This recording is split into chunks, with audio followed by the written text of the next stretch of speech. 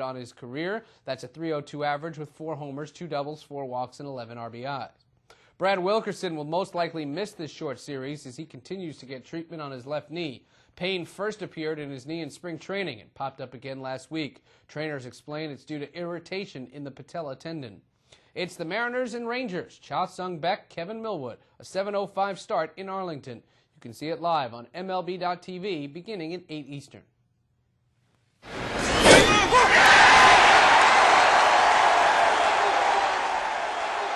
The Seattle Mariners are in Texas to battle the Rangers. First game of a 2-game set. First pitch set for 7:05 at Rangers Ballpark in Arlington as Cha Sung-baek takes on Kevin Millwood and the Rangers. The Mariners have been giving up early runs during their 6-game losing streak, found themselves down by at least 2 entering the 3rd inning in each game over the weekend, being swept by the Angels. The skid has dropped them to last in the American League West, but still just 2 games out of first. The Rangers look for their first 3-game win streak of the season, rallying Sunday with 3 runs in the 8th for a 4-3 win over Oakland. Blaylock, line drive, base hit right field. 1 run scores. Here comes Teixeira. He's going to score, and the Texas Rangers have taken the lead. Closer Eric Gagne left the game in the top of the 9th with a strained right hip after facing just 1 batter. He is listed as day-to-day. For Seattle, Cha Sung-baek comes from AAA, where he has a 1-0 record and a .255 ERA. Against the Rangers, he's 3-0 with an ERA under 1. He gets the start in place of the injured Felix Hernandez. Kevin Millwood picked up a loss in his last start when Mark Burley threw his no-hitter last week. Millwood has been great with runners in scoring position, allowing opponents only a .200 average in those situations. Seattle first baseman Richie Sexson, 13 for 43 against Millwood on his career. That's a .302 average with 4 homers, 2 doubles, 4 walks, and 11 RBIs. Brad Wilkerson will most likely miss this short series as he continues to get treatment on his left knee. Pain first appeared in his knee in spring training and popped up again last week. Trainers explain it's due to irritation in the patella tendon. It's the Mariners and Rangers. Cha Sung-baek, Kevin Millwood, a 7:05 start in Arlington. You can see it live on MLB.TV beginning at 8 Eastern.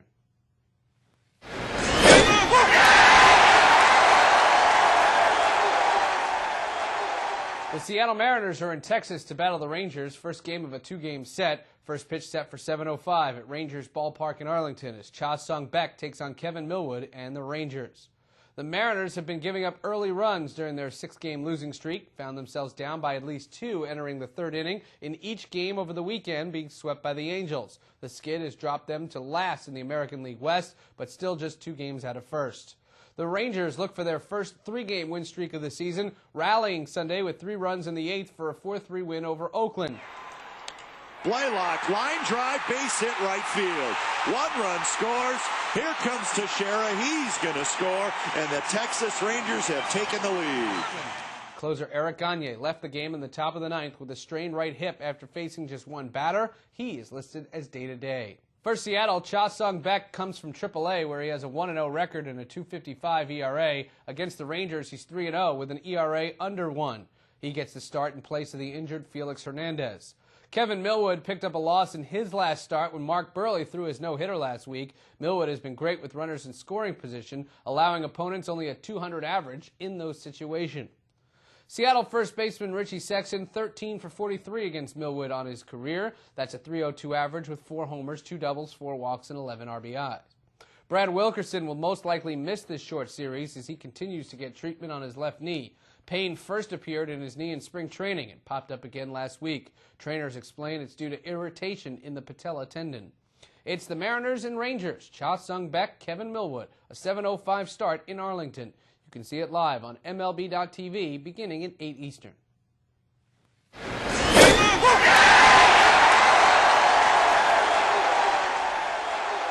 The Seattle Mariners are in Texas to battle the Rangers. First game of a 2-game set. First pitch set for 7:05 at Rangers Ballpark in Arlington as Cha Sung-baek takes on Kevin Millwood and the Rangers.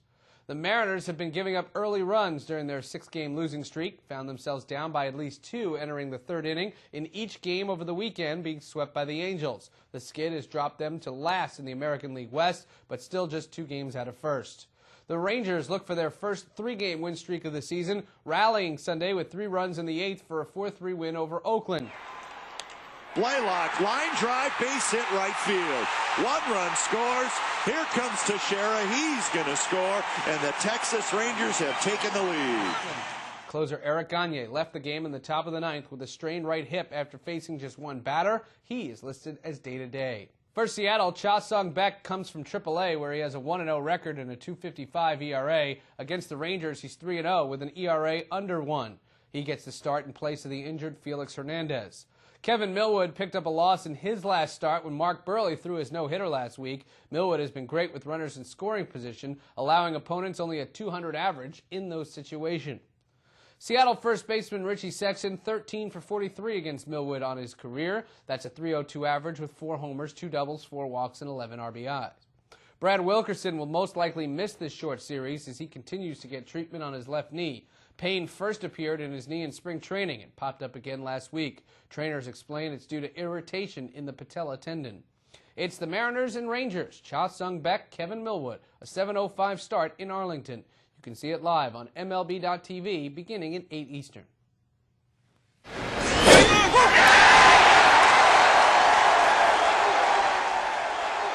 The Seattle Mariners are in Texas to battle the Rangers. First game of a 2-game set. First pitch set for 7:05 at Rangers Ballpark in Arlington as Cha Sung-baek takes on Kevin Millwood and the Rangers.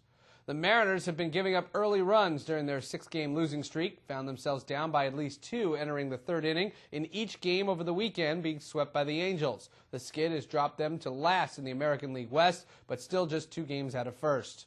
The Rangers look for their first 3-game win streak of the season, rallying Sunday with 3 runs in the 8th for a 4-3 win over Oakland. Blaylock, line drive, base hit right field. 1 run scores. Here comes Teixeira. He's going to score, and the Texas Rangers have taken the lead.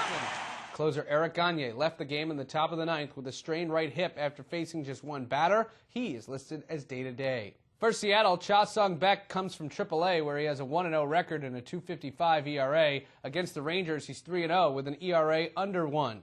He gets the start in place of the injured Felix Hernandez.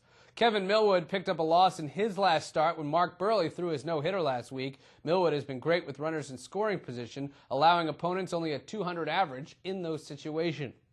Seattle first baseman Richie Sexson, 13 for 43 against Millwood on his career. That's a .302 average with 4 homers, 2 doubles, 4 walks, and 11 RBIs. Brad Wilkerson will most likely miss this short series as he continues to get treatment on his left knee. Pain first appeared in his knee in spring training and popped up again last week. Trainers explain it's due to irritation in the patella tendon. It's the Mariners and Rangers. Cha Sung-baek, Kevin Millwood, a 7:05 start in Arlington. You can see it live on MLB.TV beginning at 8 Eastern.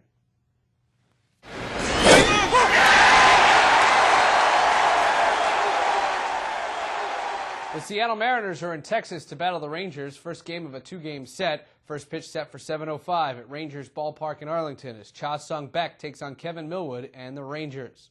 The Mariners have been giving up early runs during their 6-game losing streak, found themselves down by at least 2 entering the 3rd inning in each game over the weekend, being swept by the Angels. The skid has dropped them to last in the American League West, but still just 2 games out of first. The Rangers look for their first 3-game win streak of the season, rallying Sunday with 3 runs in the 8th for a 4-3 win over Oakland. Blaylock, line drive, base hit right field. 1 run scores. Here comes Teixeira. He's going to score, and the Texas Rangers have taken the lead. Closer Eric Gagne left the game in the top of the ninth with a strained right hip after facing just one batter. He is listed as day-to-day. For Seattle, Cha Sung-baek comes from AAA, where he has a 1-0 record and a .255 ERA. Against the Rangers, he's 3-0 with an ERA under 1. He gets the start in place of the injured Felix Hernandez. Kevin Millwood picked up a loss in his last start when Mark Burley threw his no-hitter last week. Millwood has been great with runners in scoring position, allowing opponents only a .200 average in those situations. Seattle first baseman Richie Sexson, 13 for 43 against Millwood on his career. That's a .302 average with 4 homers, 2 doubles, 4 walks, and 11 RBIs. Brad Wilkerson will most likely miss this short series as he continues to get treatment on his left knee. Pain first appeared in his knee in spring training and popped up again last week. Trainers explain it's due to irritation in the patella tendon. It's the Mariners and Rangers. Cha Sung-baek, Kevin Millwood, a 7:05 start in Arlington. You can see it live on MLB.TV beginning at 8 Eastern.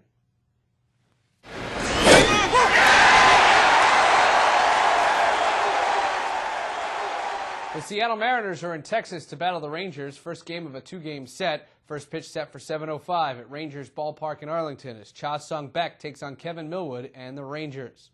The Mariners have been giving up early runs during their six-game losing streak, found themselves down by at least two entering the third inning in each game over the weekend, being swept by the Angels. The skid has dropped them to last in the American League West, but still just two games out of first. The Rangers look for their first three-game win streak of the season, rallying Sunday with 3 runs in the 8th for a 4-3 win over Oakland. Blaylock, line drive, base hit right field. 1 run scores. Here comes Teixeira. He's going to score, and the Texas Rangers have taken the lead. Closer Eric Gagne left the game in the top of the 9th with a strained right hip after facing just one batter. He is listed as day-to-day. For Seattle, Cha Sung-baek comes from AAA, where he has a 1-0 record and a 2.55 ERA. Against the Rangers, he's 3-0 with an ERA under 1. He gets the start in place of the injured Felix Hernandez. Kevin Millwood picked up a loss in his last start when Mark Burley threw his no-hitter last week. Millwood has been great with runners in scoring position, allowing opponents only a .200 average in those situations. Seattle first baseman Richie Sexson, 13 for 43 against Millwood on his career. That's a .302 average with 4 homers, 2 doubles, 4 walks, and 11 RBIs. Brad Wilkerson will most likely miss this short series as he continues to get treatment on his left knee. Pain first appeared in his knee in spring training and popped up again last week. Trainers explain it's due to irritation in the patella tendon.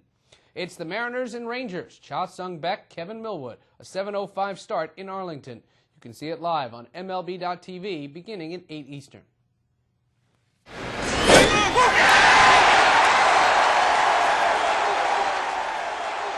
The Seattle Mariners are in Texas to battle the Rangers. First game of a two-game set. First pitch set for 7:05 at Rangers Ballpark in Arlington as Cha Sung-baek takes on Kevin Millwood and the Rangers. The Mariners have been giving up early runs during their six-game losing streak, found themselves down by at least 2 entering the third inning in each game over the weekend, being swept by the Angels. The skid has dropped them to last in the American League West, but still just 2 games out of first. The Rangers look for their first 3-game win streak of the season, rallying Sunday with 3 runs in the 8th for a 4-3 win over Oakland. Blaylock, line drive, base hit right field. 1 run scores. Here comes Teixeira. He's going to score, and the Texas Rangers have taken the lead. Closer Eric Gagne left the game in the top of the 9th with a strained right hip after facing just one batter. He is listed as day-to-day. For Seattle, Cha Sung-baek comes from AAA, where he has a 1-0 record and a 2.55 ERA. Against the Rangers, he's 3-0 with an ERA under 1. He gets the start in place of the injured Felix Hernandez. Kevin Millwood picked up a loss in his last start when Mark Burley threw his no-hitter last week. Millwood has been great with runners in scoring position, allowing opponents only a .200 average in those situations.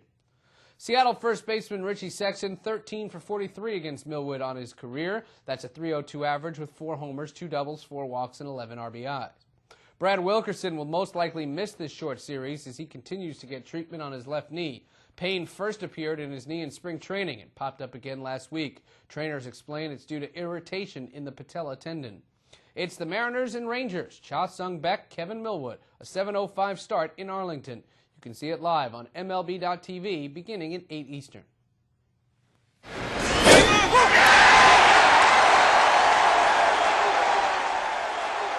The Seattle Mariners are in Texas to battle the Rangers. First game of a two-game set. First pitch set for 7:05 at Rangers Ballpark in Arlington as Cha Sung-baek takes on Kevin Millwood and the Rangers.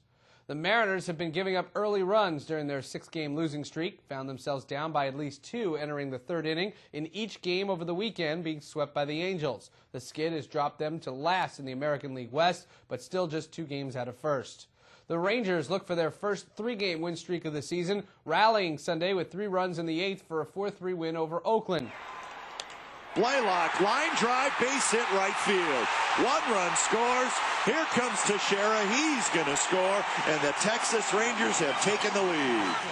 Closer Eric Gagne left the game in the top of the 9th with a strained right hip after facing just one batter. He is listed as day-to-day. For Seattle, Cha Sung-baek comes from AAA, where he has a 1-0 record and a 2.55 ERA. Against the Rangers, he's 3-0 with an ERA under 1. He gets the start in place of the injured Felix Hernandez. Kevin Millwood picked up a loss in his last start when Mark Burley threw his no-hitter last week. Millwood has been great with runners in scoring position, allowing opponents only a .200 average in those situations. Seattle first baseman Richie Sexson, 13 for 43 against Millwood on his career. That's a .302 average with 4 homers, 2 doubles, 4 walks, and 11 RBIs. Brad Wilkerson will most likely miss this short series as he continues to get treatment on his left knee. Pain first appeared in his knee in spring training and popped up again last week. Trainers explain it's due to irritation in the patella tendon. It's the Mariners and Rangers. Cha Sung-baek, Kevin Millwood, a 7:05 start in Arlington.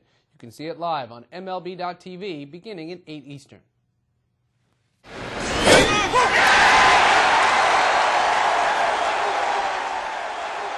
The Seattle Mariners are in Texas to battle the Rangers. First game of a 2-game set. First pitch set for 7:05 at Rangers Ballpark in Arlington as Cha Sung-baek takes on Kevin Millwood and the Rangers.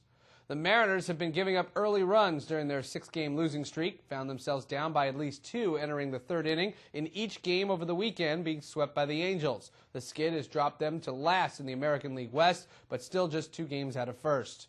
The Rangers look for their first 3-game win streak of the season, rallying Sunday with 3 runs in the 8th for a 4-3 win over Oakland. Blaylock, line drive, base hit right field. 1 run scores. Here comes Teixeira. He's going to score, and the Texas Rangers have taken the lead. Closer Eric Gagne left the game in the top of the 9th with a strained right hip after facing just 1 batter. He is listed as day-to-day. For Seattle, Cha Sung-baek comes from AAA, where he has a 1-0 record and a .255 ERA. Against the Rangers, he's 3-0 with an ERA under 1. He gets the start in place of the injured Felix Hernandez. Kevin Millwood picked up a loss in his last start when Mark Burley threw his no-hitter last week. Millwood has been great with runners in scoring position, allowing opponents only a .200 average in those situations. Seattle first baseman Richie Sexson, 13 for 43 against Millwood on his career. That's a .302 average with 4 homers, 2 doubles, 4 walks, and 11 RBIs. Brad Wilkerson will most likely miss this short series as he continues to get treatment on his left knee. Pain first appeared in his knee in spring training and popped up again last week. Trainers explain it's due to irritation in the patella tendon. It's the Mariners and Rangers. Cha Sung-baek, Kevin Millwood, a 7:05 start in Arlington. You can see it live on MLB.TV beginning at 8 Eastern.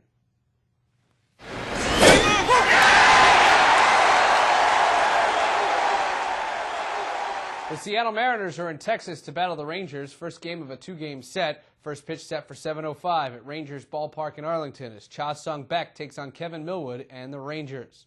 The Mariners have been giving up early runs during their 6-game losing streak, found themselves down by at least 2 entering the 3rd inning in each game over the weekend, being swept by the Angels. The skid has dropped them to last in the American League West, but still just 2 games out of first.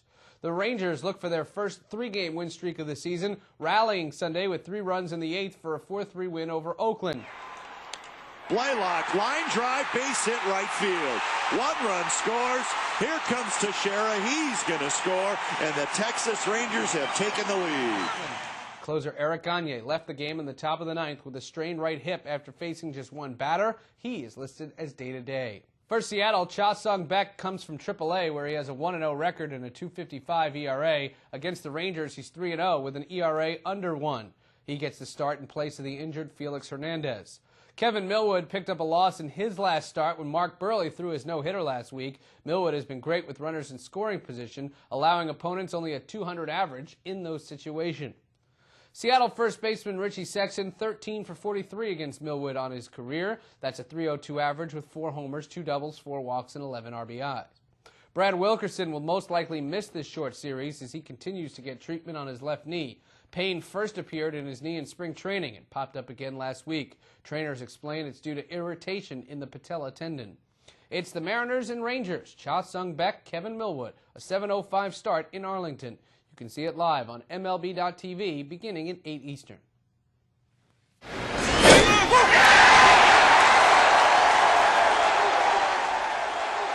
The Seattle Mariners are in Texas to battle the Rangers. First game of a 2-game set. First pitch set for 7:05 at Rangers Ballpark in Arlington as Cha Sung-baek takes on Kevin Millwood and the Rangers. The Mariners have been giving up early runs during their 6-game losing streak, found themselves down by at least 2 entering the 3rd inning in each game over the weekend, being swept by the Angels. The skid has dropped them to last in the American League West, but still just 2 games out of first. The Rangers look for their first 3-game win streak of the season, rallying Sunday with 3 runs in the 8th for a 4-3 win over Oakland. Blaylock, line drive, base hit right field. One run scores. Here comes Teixeira. He's going to score, and the Texas Rangers have taken the lead. Closer Eric Gagne left the game in the top of the ninth with a strained right hip after facing just one batter. He is listed as day-to-day. For Seattle, Cha Sung-baek comes from AAA, where he has a 1-0 record and a .255 ERA. Against the Rangers, he's 3-0 with an ERA under 1. He gets the start in place of the injured Felix Hernandez. Kevin Millwood picked up a loss in his last start when Mark Burley threw his no-hitter last week. Millwood has been great with runners in scoring position, allowing opponents only a .200 average in those situations. Seattle first baseman Richie Sexson, 13 for 43 against Millwood on his career. That's a .302 average with 4 homers, 2 doubles, 4 walks, and 11 RBIs. Brad Wilkerson will most likely miss this short series as he continues to get treatment on his left knee. Pain first appeared in his knee in spring training and popped up again last week. Trainers explain it's due to irritation in the patella tendon. It's the Mariners and Rangers. Cha Sung-baek, Kevin Millwood, a 7:05 start in Arlington. You can see it live on MLB.TV beginning at 8 Eastern.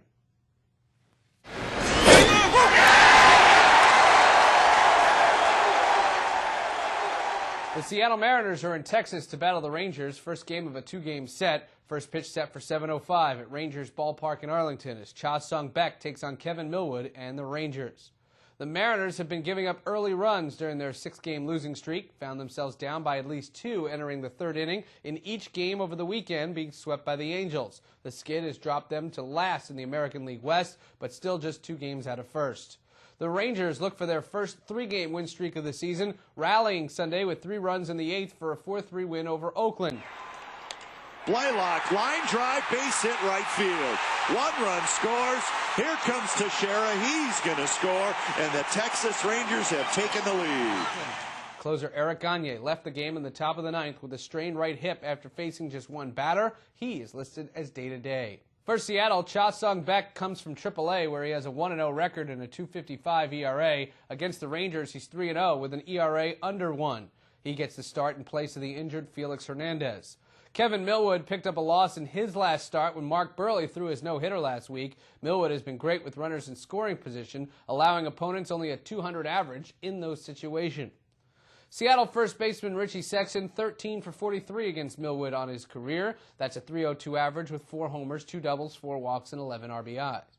Brad Wilkerson will most likely miss this short series as he continues to get treatment on his left knee. Pain first appeared in his knee in spring training and popped up again last week. Trainers explain it's due to irritation in the patella tendon. It's the Mariners and Rangers. Cha Sung-baek, Kevin Millwood, a 7:05 start in Arlington. You can see it live on MLB.TV beginning at 8 Eastern.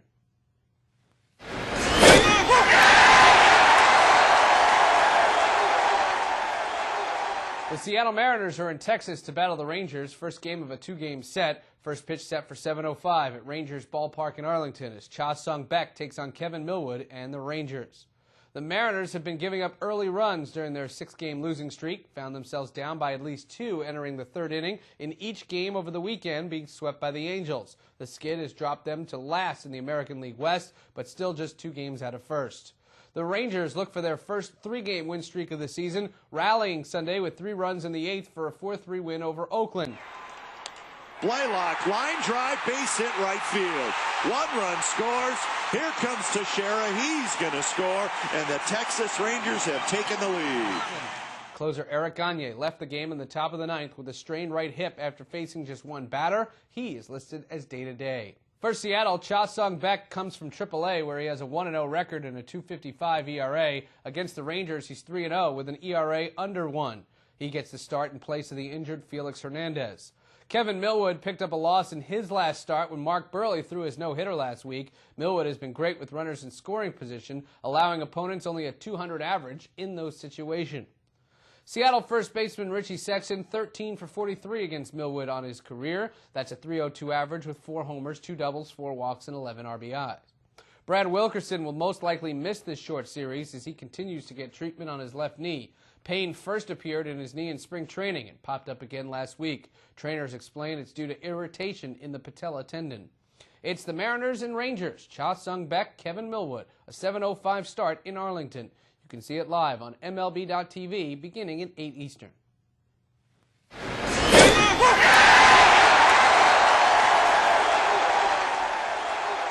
The Seattle Mariners are in Texas to battle the Rangers. First game of a two-game set. First pitch set for 7:05 at Rangers Ballpark in Arlington as Cha Sung-baek takes on Kevin Millwood and the Rangers. The Mariners have been giving up early runs during their six-game losing streak, found themselves down by at least two entering the third inning in each game over the weekend, being swept by the Angels. The skid has dropped them to last in the American League West, but still just two games out of first. The Rangers look for their first three-game win streak of the season, rallying Sunday with 3 runs in the 8th for a 4-3 win over Oakland. Blaylock, line drive, base hit right field. 1 run scores. Here comes Teixeira. He's going to score, and the Texas Rangers have taken the lead. Closer Eric Gagne left the game in the top of the 9th with a strained right hip after facing just one batter. He is listed as day-to-day. For Seattle, Cha Sung-baek comes from AAA, where he has a 1-0 record and a .255 ERA. Against the Rangers, he's 3-0 with an ERA under 1. He gets the start in place of the injured Felix Hernandez. Kevin Millwood picked up a loss in his last start when Mark Burley threw his no-hitter last week. Millwood has been great with runners in scoring position, allowing opponents only a .200 average in those situations. Seattle first baseman Richie Sexson, 13 for 43 against Millwood on his career. That's a .302 average with 4 homers, 2 doubles, 4 walks, and 11 RBIs. Brad Wilkerson will most likely miss this short series as he continues to get treatment on his left knee. Pain first appeared in his knee in spring training and popped up again last week. Trainers explain it's due to irritation in the patella tendon. It's the Mariners and Rangers. Cha Sung-baek, Kevin Millwood, a 7:05 start in Arlington. You can see it live on MLB.TV beginning at 8 Eastern.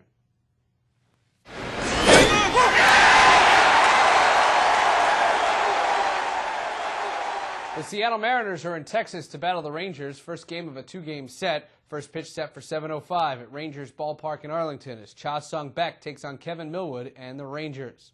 The Mariners have been giving up early runs during their six-game losing streak, found themselves down by at least 2 entering the third inning in each game over the weekend, being swept by the Angels. The skid has dropped them to last in the American League West, but still just 2 games out of first. The Rangers look for their first 3-game win streak of the season, rallying Sunday with 3 runs in the 8th for a 4-3 win over Oakland. Blaylock, line drive, base hit right field. 1 run scores. Here comes Teixeira. He's going to score, and the Texas Rangers have taken the lead.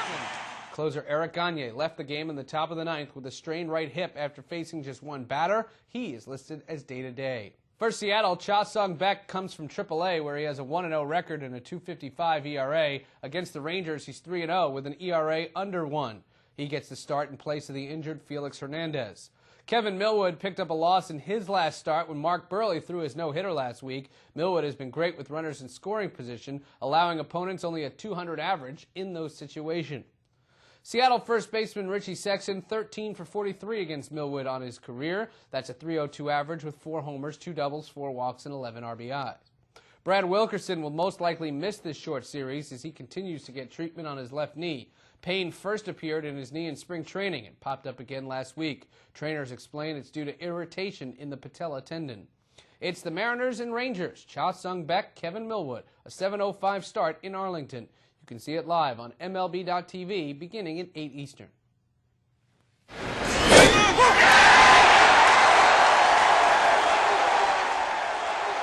The Seattle Mariners are in Texas to battle the Rangers. First game of a two-game set. First pitch set for 7:05 at Rangers Ballpark in Arlington as Cha Sung-baek takes on Kevin Millwood and the Rangers. The Mariners have been giving up early runs during their six-game losing streak, found themselves down by at least 2 entering the third inning in each game over the weekend, being swept by the Angels. The skid has dropped them to last in the American League West, but still just 2 games out of first. The Rangers look for their first 3-game win streak of the season, rallying Sunday with 3 runs in the 8th for a 4-3 win over Oakland. Blaylock, line drive, base hit right field. 1 run scores. Here comes Teixeira. He's going to score, and the Texas Rangers have taken the lead. Closer Eric Gagne left the game in the top of the 9th with a strained right hip after facing just one batter. He is listed as day-to-day. For Seattle, Cha Sung-baek comes from AAA, where he has a 1-0 record and a .255 ERA. Against the Rangers, he's 3-0 with an ERA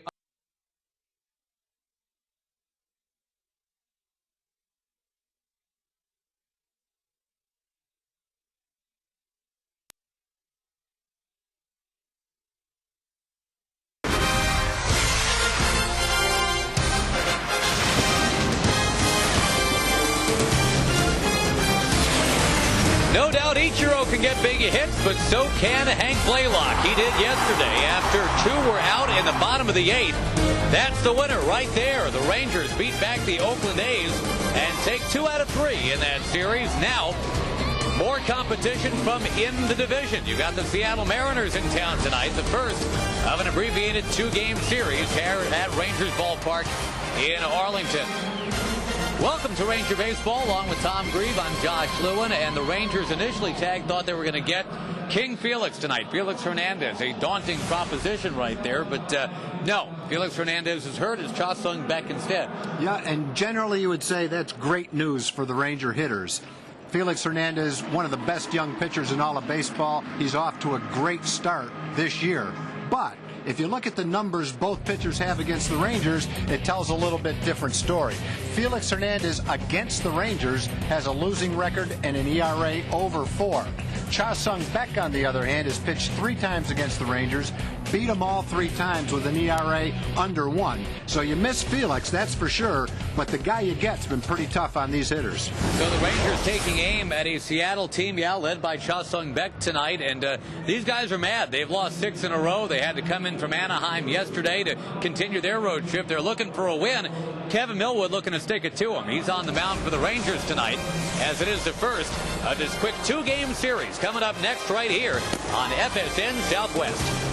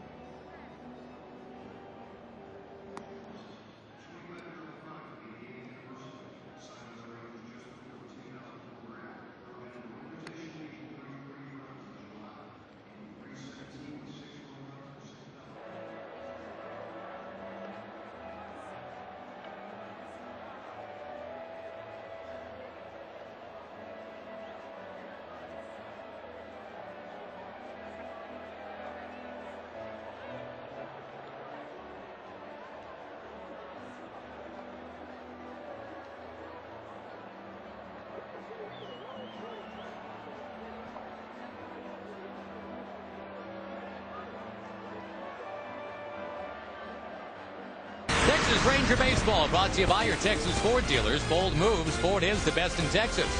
By Progressive. For a money-saving car insurance quote, call 1-800-PROGRESSIVE. Also by Jack in the Box. We don't make it till you order it.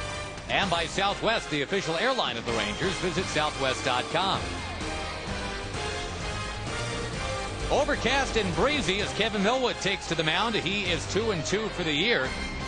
And last time out gave the Rangers a lot of fives. 5 innings, 5 hits, 5 runs, 5 earned, 55 strikes on the wrong end of the Mark Burley no-hitter in Chicago. Ichiro's at the plate, and we are underway. I guess if you're going to give up 5 runs in 5 innings, you might as well do it on a night where you're being no hit, because it doesn't make much difference what you do. Right. You could have given up 1 run on 1 hit, and you still would have lost. Yep. So Ichiro's in, hitting .298. And last time we saw Ichiro, he was stuck in a bit of a tailspin, but he's come out of that okay. He's got a 7-game hitting streak.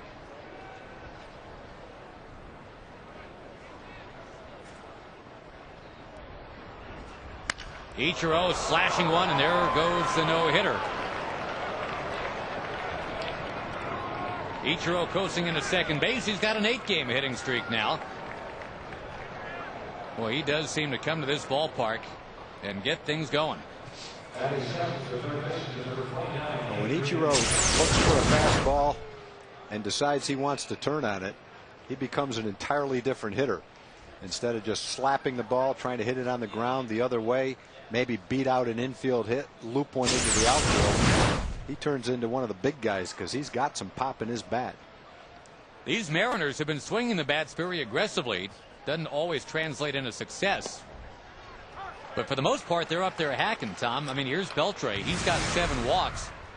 The whole rest of the team has 20. There are 27 walks total for this team. Here we are on April 23rd. At 27 walks is the fewest in the league this early in the season by almost 15 or 20 walks. I mean, it's ridiculous how few times this team has walked. We give them a small pass on that because they've had all those games rained out and snowed out.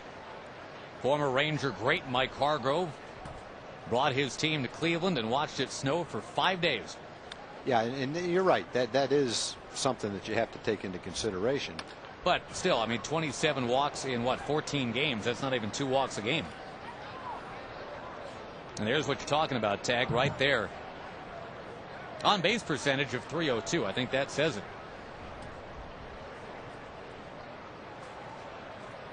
And again, in fairness, the Rangers aren't exactly in first place in that category. You can read off some of their walk totals. In fact, you want me to? Well, I'm going to read them off real quick. Betancourt has 45 at bats. He hasn't walked yet. Guillen has 46 at bats. He's walked once. Jojima 38 at bats. He's walked once. Lopez 44 at bats. He's walked once. Ichiro 57 at bats. He's walked twice. And Ibanez 54 at bats. He's walked 3 times. I mean, those are incredibly low numbers of walks for the at bats that they've got. Rest of the batting order for the Seattle Mariners brought to you by Southwest. After Ichiro and Beltre, it's Vidro and Ibanez and Sexton, who doesn't have a single yet this year. Guillen, Betancourt, Lopez, and not Jojima, but former Ranger Jamie Burke. Actually, former Ranger AAA guy Jamie Burke. Here's a ground ball to third. Blaylock will look Ichiro back and throw out Beltre. Let us scout out Kevin Millwood while we have the chance. He's in with that 2-2 record. Rico scouting report, April 13th at Seattle. A couple of starts ago, he got the win. 6 innings, 7 hits, 1 run in that ball game. 287 is what the opponents hit against him, but with runners in scoring position, it drops down to 200. And his ERA since the start of the 2005 season is very solid.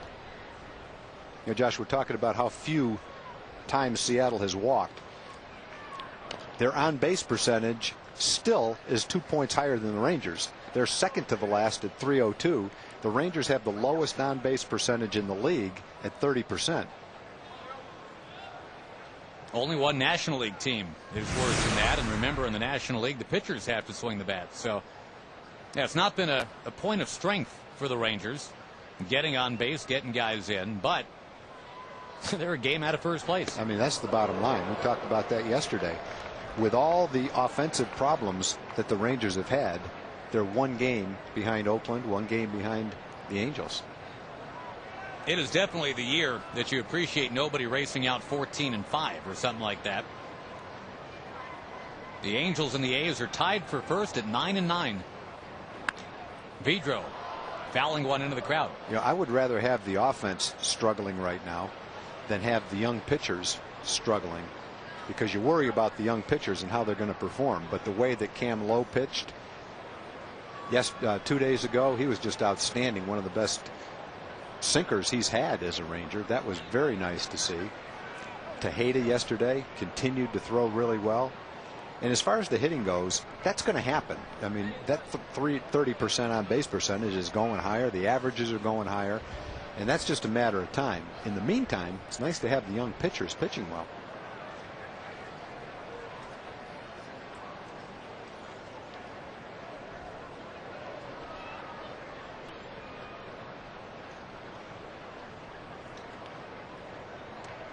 Well, some satisfaction for Ron Washington, beating his former team 2 out of 3. There's another foul by Vidro. Terrific comeback effort yesterday. The Rangers really didn't have anything going on that whole game. But then they finally got that brief little flicker of an opportunity in the 8th inning, and they made the most of it. The game in Seattle where Vidro hit the 2 home runs, he hit them both on off-speed pitches, curveball and a changeup. That's off speed. That's back to Millwood, who will freeze Ichiro and calmly throw out Vidro. You know, Vidro may have struggled with a fastball, but still, you can get anybody out with that kind of a curveball. When you hang it, that's a different story. But that was a solid curveball from Kevin. Outside corner and down. And even though Vidro timed it okay, there wasn't much he was going to do with it in the location that Kevin threw it.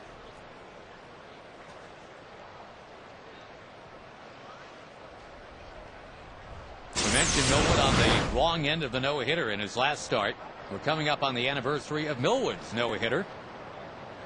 That was late April as a Philadelphia Philly a few years ago. There's ball 1 to Raul Ibanez.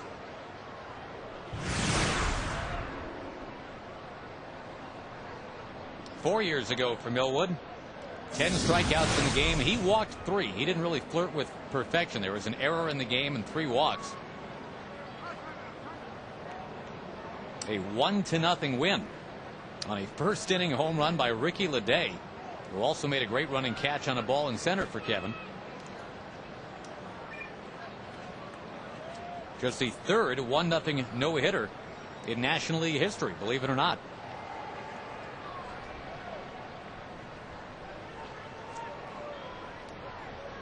Now the Rangers, as we mentioned, they'll be up against Cha Sung-baek tonight, 27-year-old right-hander,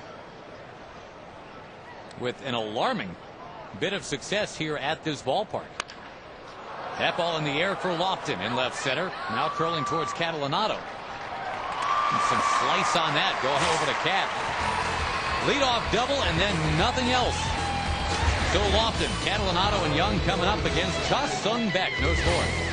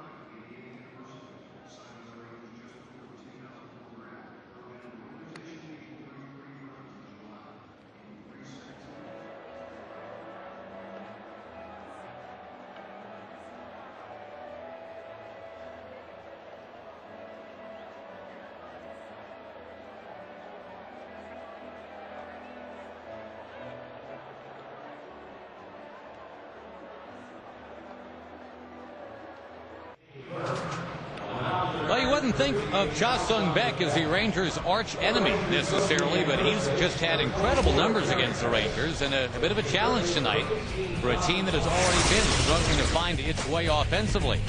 Southwest Airlines starting lineup: Lofton, Catalanato, and Young. Teixeira, Sosa, and last night's hero, Hank Blaylock. Ian Kinsler always seems to hit Seattle pretty well for some reason. You've got Nelly Cruz and Gerald Laird following up. Let us follow up on Cha Sung-baek now. Tell you a little bit about him. His first start at the big league level this year. The Rico scouting report shows against the Rangers he's been outstanding. 3-0 in 3 starts. Only 11 hits in 21 innings. This year at AAA, he'd pitched very well. He was in Tacoma. He was 1-0 with a 2.55 ERA. Allowed 2 or fewer runs in 18 of his last 27 AAA starts. So he deserves to be in the big leagues. I mean, he's pitched well enough there to be in the big leagues. I'm surprised that they hadn't penciled him in to be one of their starters this year. The way he pitched in AAA last year and the way he pitched for Seattle, he was 4-1 with a 3.67 ERA and 6 late season starts with Seattle last year. So he's where he should be, and he's pitched really well against the Rangers. They hit at a 147 clip against him in those 3 starts. Now on Sports Outside, of course, they've got a lot of money committed to other spots in this rotation. Guys like Jared Washburn, they bring in Jeff Weaver. You knew those guys were going to be in the rotation. Obviously, Felix Hernandez would be in there. There's a grounder to short for Betancourt. And Kenny Lofton is out. Felix Hernandez just turned 21 years old. We will not see him in this series. Defensively, here's who we will see tonight: Adrian Beltre at third, then Betancourt, Lopez, and Sexton round the horn. Felix Hernandez, by the way, 17 innings, 4 hits this year. Opponents are 4 for 53 against him. 1 runner reaching third base. And we're told 4 balls that have actually been hit to the outfield on the fly in those 17 innings against Felix. So that ball is hit in the air and, yeah, to the outfield. Not by much, but it's on the grass. And Catalanato is out. Michael Young coming up next. Beck with those numbers against the Rangers, Tom. 3-0, 0.83 lifetime. Just doing the math, that makes him against everybody else in baseball 3-5 with an ERA of 6. But against the Rangers, the guy's been Don Drysdale, Sandy Koufax, Bob Gibson, and everybody else rolled into 1. He's done it with a really good assortment of pitches. He's got a good changeup. Throws a curveball, a slider, solid average fastball. And for whatever reason, he is matched up well against our hitters.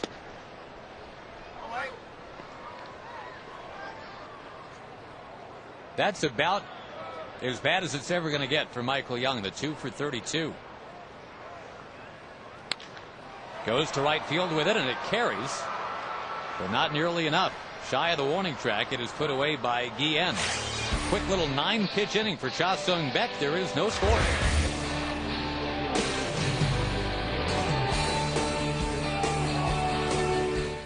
Your Texas Ford.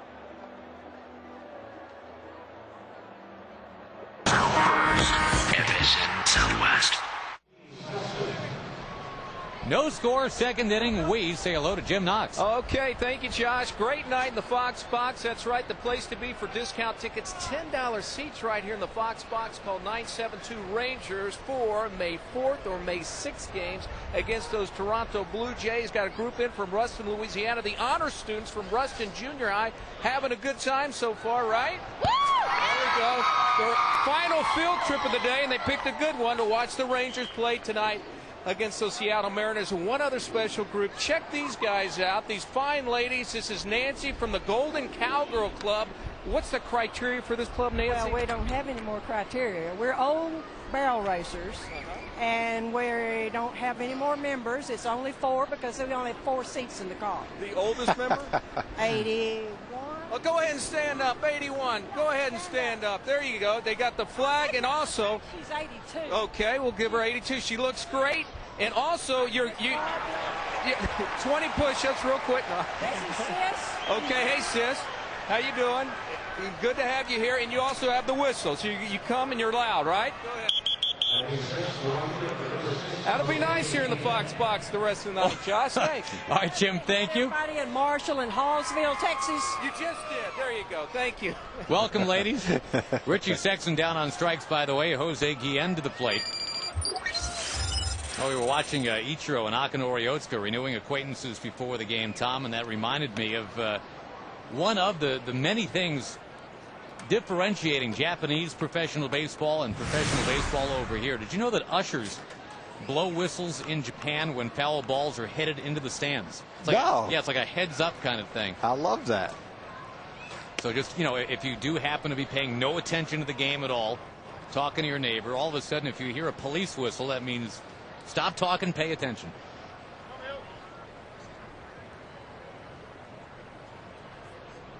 Jose Guillen, the batter. Betancourt to follow. Some of the other differences that U.S. players face when they go to Japan, I think some of this stuff is fascinating. Spring training is about 7 weeks long. Exhibition games don't start till about the 4th or 5th week, so you're practicing without playing any games for more than a month. Most bullpens are completely out of sight under the stadium in Japan. Some gamesmanship. That way the opposing manager doesn't know who's warming up. One thing I know Kevin Millwood would appreciate, starting pitchers don't make road trips if they're not on the schedule. They just stay home and work out. Gotta like that.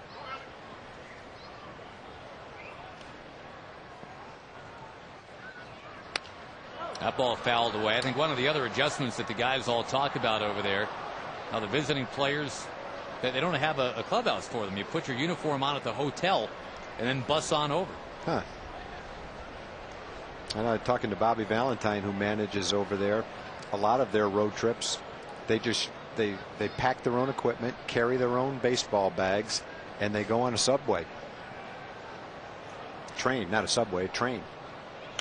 Got a room with all the players on the train. Train gets to the destination. You get your luggage for your own clothes, and then you get your luggage for the baseball team too.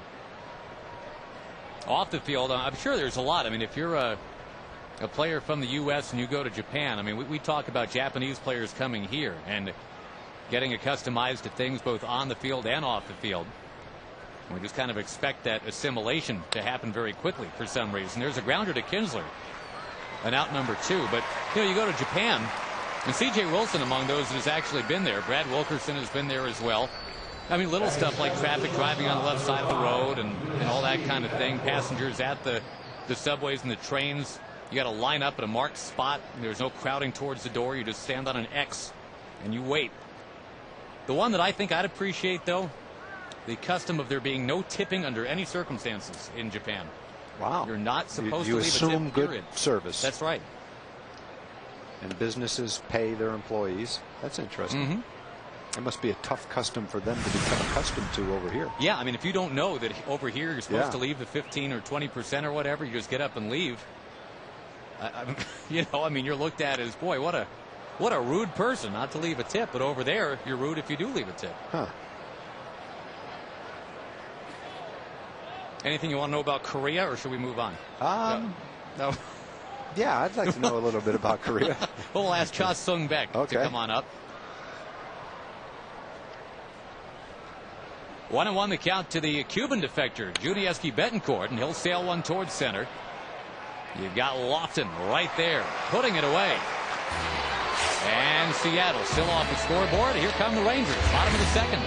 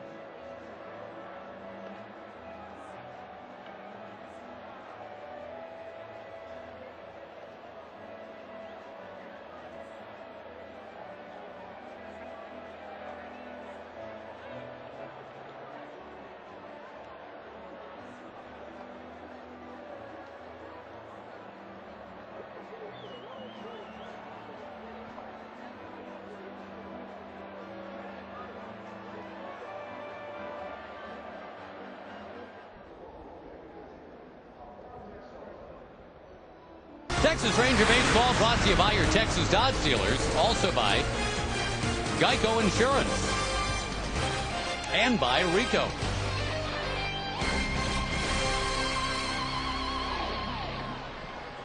We missed a birthday yesterday, Tom. Did we? David Clyde is now 52 years old. Wow. Ranger fans will remember him as being very much 18 years old when he made his debut. David was a very important part of Ranger history. There's no doubt about that. Back then, Bob Short was strapped for cash, was having a hard time paying off the hotels where we stayed on the road. Sure, he was barely making the payroll. And so they brought David Clyde right straight to the big leagues and sold out the first night, the only sellout we had the whole year. He debuted 6 days after his high school prom.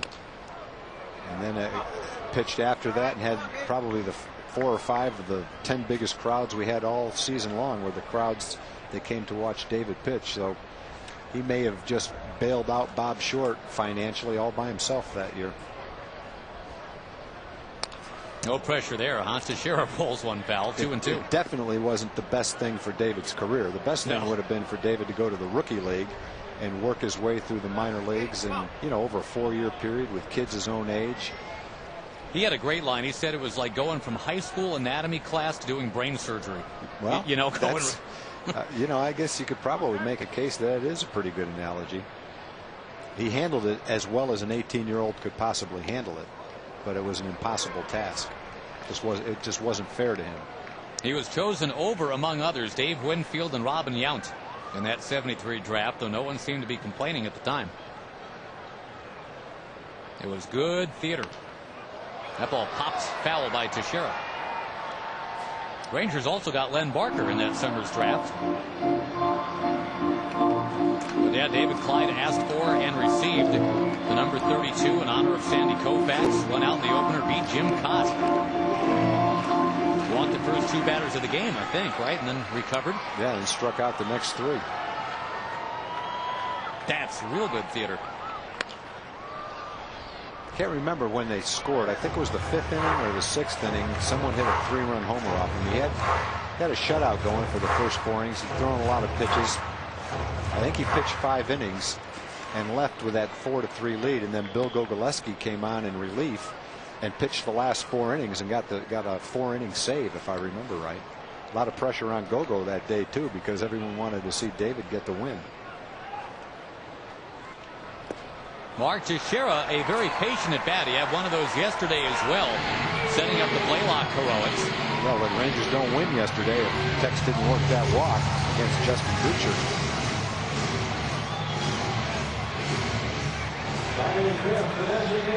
It's a good quality to have. Patience at the plate and take a walk.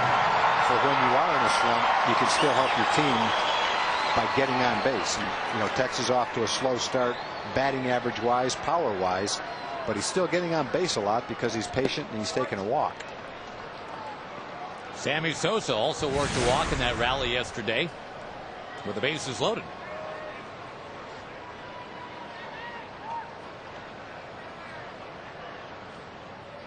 Already more pitches in this inning from Beck than in last inning. Well, Beck lives on the corners. That's how he gets you out. He has to stay away from the middle of the plate. And a good game plan, make him get it up and make him bring it into the strike zone. Don't help him out by swinging pitches out of the strike zone. No fastball there for Sammy. 2 balls and no strikes. Instead, he threw a little slider. Sammy swung like it was a fastball, though. He was going for it. And it wasn't wildly out of the strike zone either. Sammy hoisting that one into center. Ichiro moving in and under it. 1 down. Good fastball there. Got in on his hands a little bit. By the way, I just looked it up. Tag Mike Adams had the home run against David Clyde. Yep, forgot the name. They say David Clyde's senior year of high school down in Houston, he allowed 3 earned runs all year. And according to David Clyde, they were all in a Saturday morning game after he had spent Friday night at a party.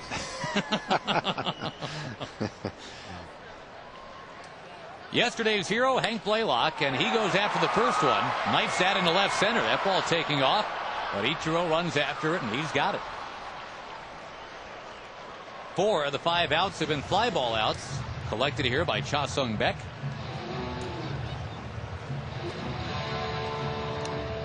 Beck signed by a guy that we were talking about the last time Kevin Millwood started, because Millwood started against Mark Burley. Burley had a no-hitter. Jim Colburn, one of the very few others ever to no-hit the Texas Rangers. Jim Colburn's the guy that signed Cha-Sung Beck. Well, I guess has carved himself a real niche is Jim Colburn, scouting that Pacific Rim.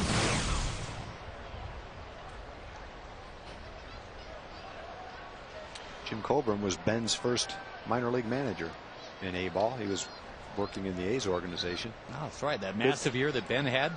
Good pitching guru. Good pitching guru. Actually, it was his second year, not the rookie league season, but the second year in Michigan. Jim's a good baseball man, boy. Great guy. Good pitching coach, too. Kinsler works the count to 2-0.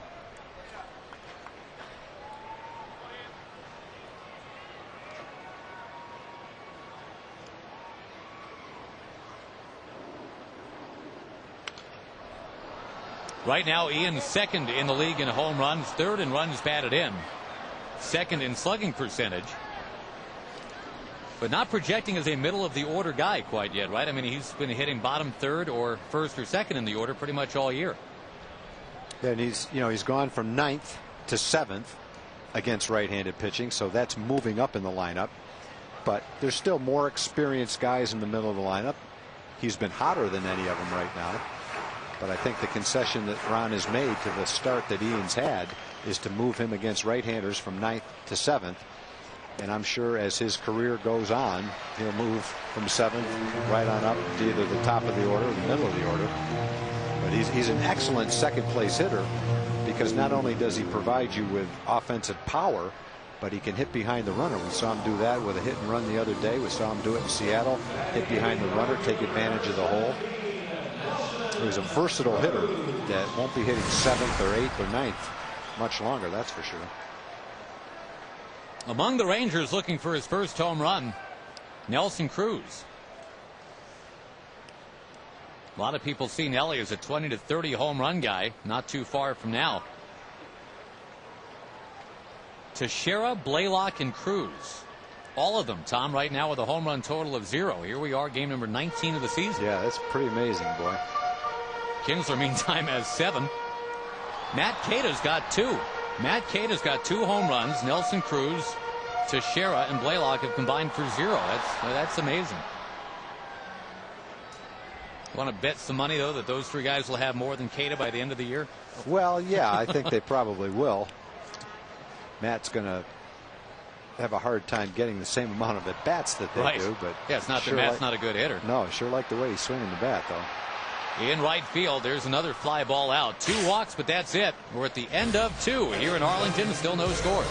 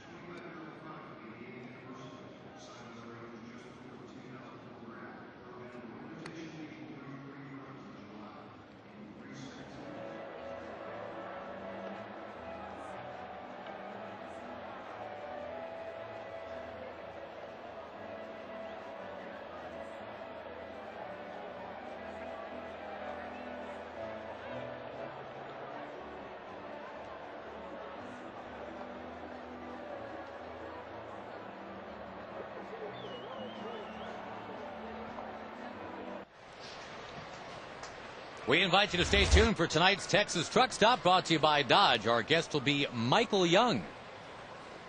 If you've ever wanted to know what's on Michael Young's iPod, we'll let you know tonight.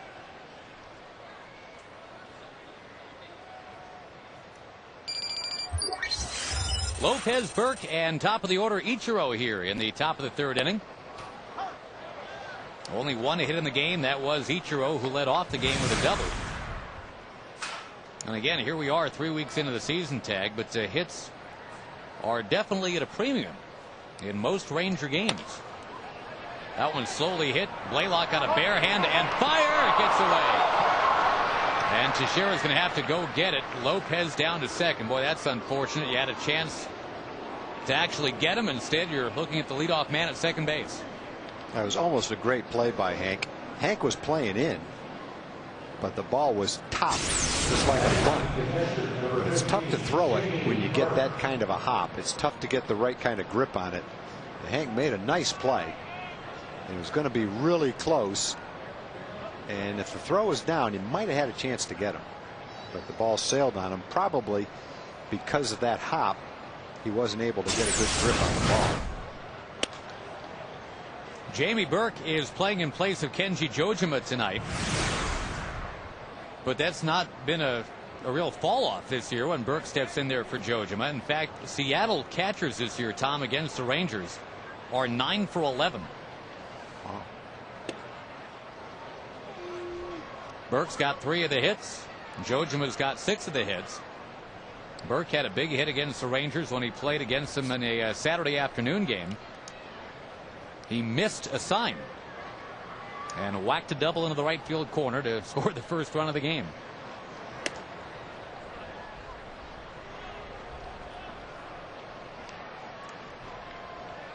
You don't often see Millwood 3-0 on the number 9 batter, but here he is.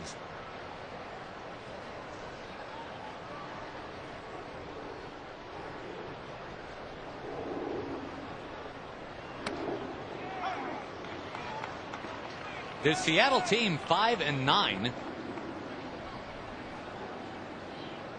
With all those postponements as well. They went out on a 7-game road trip, only got 2 of the 7 games in.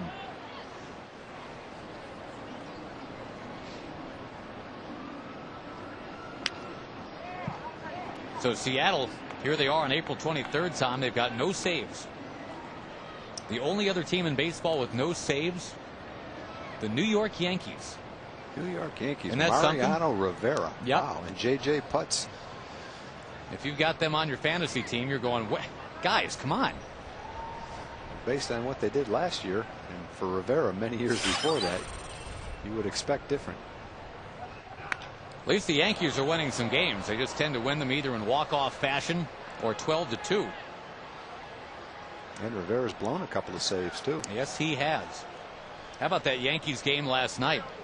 They were ahead, and then something that has only happened a handful of times in baseball history. 4 home runs in 4 at-bats. Ramirez, Drew, Lowell, and Varitek for Boston.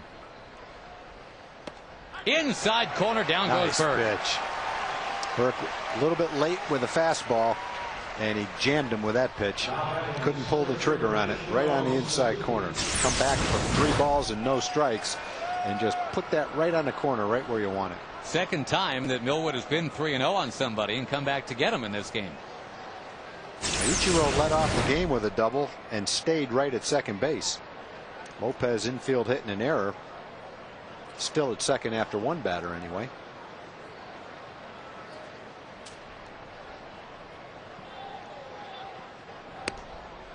In there to Ichiro. Ichiro belted a fastball for a double the first time up. Kevin came right back and said, here's another one. See if you can hit this one.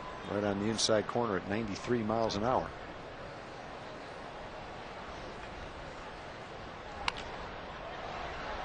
Millwood gets ahead 0-2. Your Ford League leaderboard, most hits since 2003. Both these guys on display for you tonight, Ichiro and Michael Young.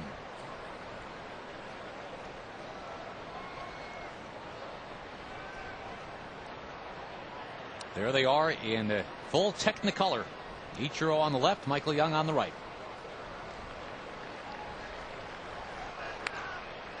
Well, another swashbuckling swing there from Ichiro. Ichiro took the first pitch right at the top of the strike zone, called strike 1. And Kevin's just lifted it about 4 or 5 inches out of the strike zone. Ichiro swung at the last 2 pitches. I think he drops that curveball a little bit below the knees, right above the ankles. See if he can get Ichiro to swing at a bad pitch.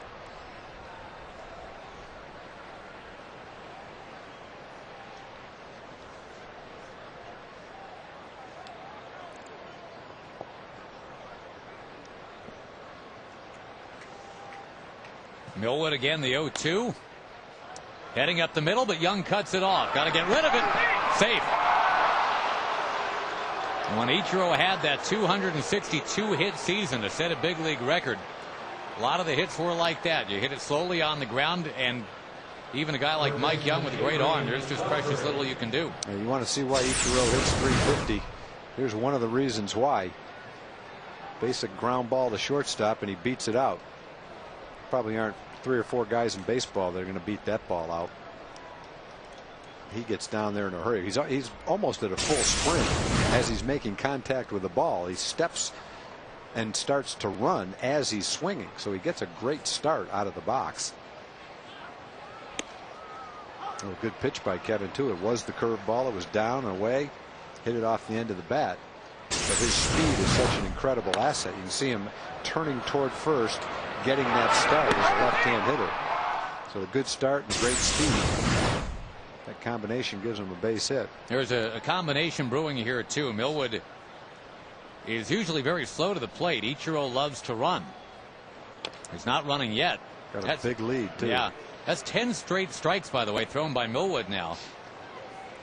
Millwood a couple of years ago gave up the most stolen bases in baseball. And Ichiro, a guy, even now as he heads towards his mid-30s, it's good for about 40 stolen bases a year.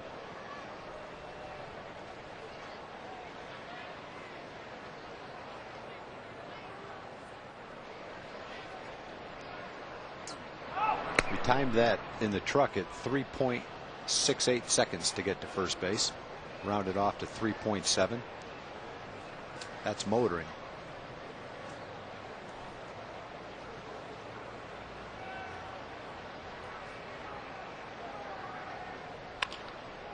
Ground ball foul. Ichiro has not attempted to steal the base yet. The Mariners have only one stolen base all year.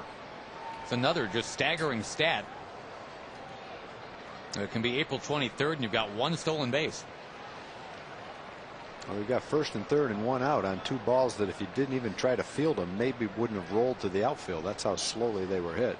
I guess Ichiro's would have made it. Lopez's wouldn't have made it to third base. Beltre pops it foul.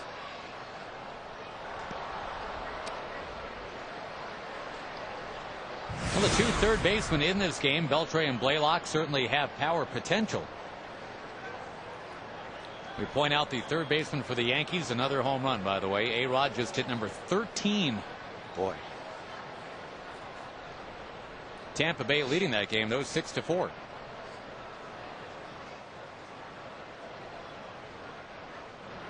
Wild swing and a miss, and down goes Beltre. That's pretty nice pitching right there. You got one of their key guys up there, first and third, one out, scoreless game. Battle them. A little bit of this, a little bit of that, and strike him out on a curveball in the dirt. Get him to swing at a bad one. Of course, the pitch before it was a hanging curveball. He missed his shot right there. And there's one that's way outside. He missed that one completely. And if you're Beltre, you go back to the bench saying, I missed my chance. Got a hanging curveball right down the middle of the plate, make contact, hit a fly ball, get a run. But he missed it. That was his shot. And then Kevin got him to swing it one out of the strike zone. See you later. Earlier in the inning, Tom, remember the number 9 hitter, the backup catcher Jamie Burke, had a 3-ball no strike count. Since that time, Millwood has poured in 13 strikes in a row. With a little bit of help from the Seattle hitters. That's some good pitching right there. Jammed him. Right on Vidro. Kinsler recovers and throws out Jose Vidro. So Millwood in and out of trouble there in the third inning. It stays scoreless here in Arlington.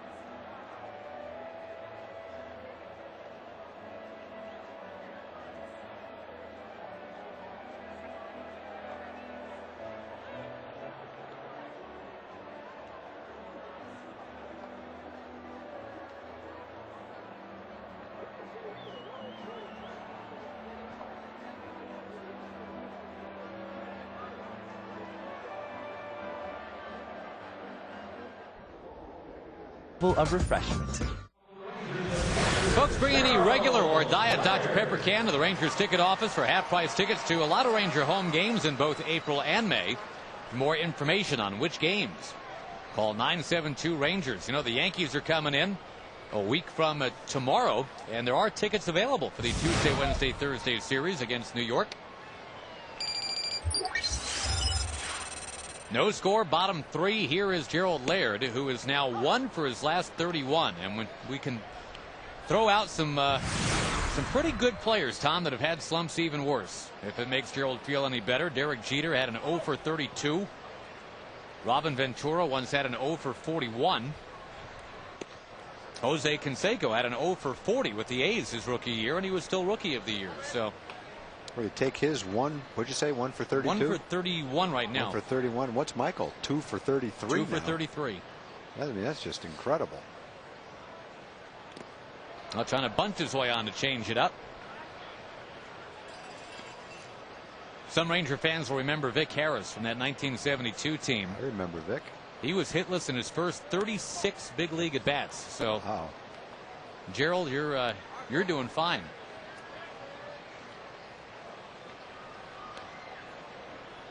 For the year, 5 out of 48.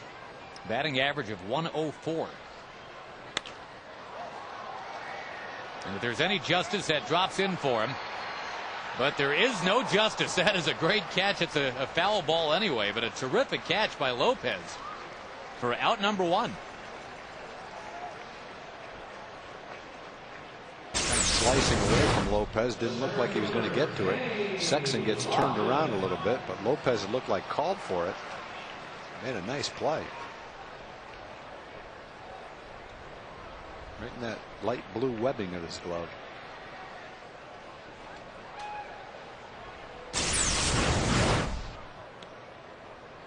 Now the only Ranger to have hit the ball on the ground up right now, Kenny Lofton. Everybody else fly ball outs right now. The Rangers are being no hit at home by a guy whose career mark here in Arlington is terrific. Cha Sung Beck. He's now pitched 17 innings here, Tom. He's only given up 2 runs. Pretty amazing.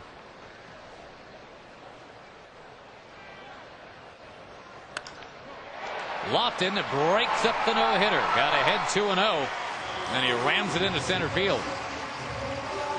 Well, the ageless number 7, Kenny Lofton. He was on base 3 times yesterday.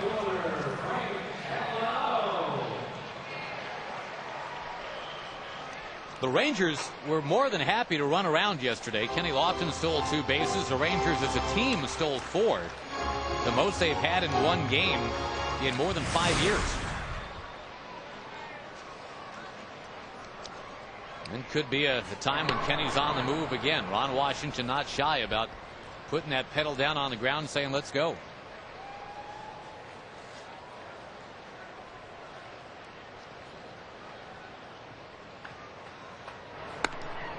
Beck cognizant of that, and he'll chase Lofton back one more time. Do we have any brownies left, by the way, up here? We got a lot of brownies left. And we need to thank our friends at Mimi's Frozen Custard for those brownies.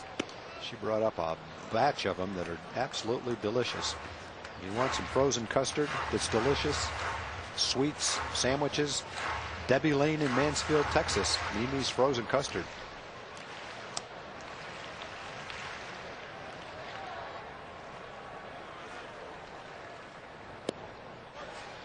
There's a strike to Catalanato. He'll be able to head on back to where he's played the last few years on this upcoming Ranger road trip going to Toronto. Rangers will go to Cleveland first.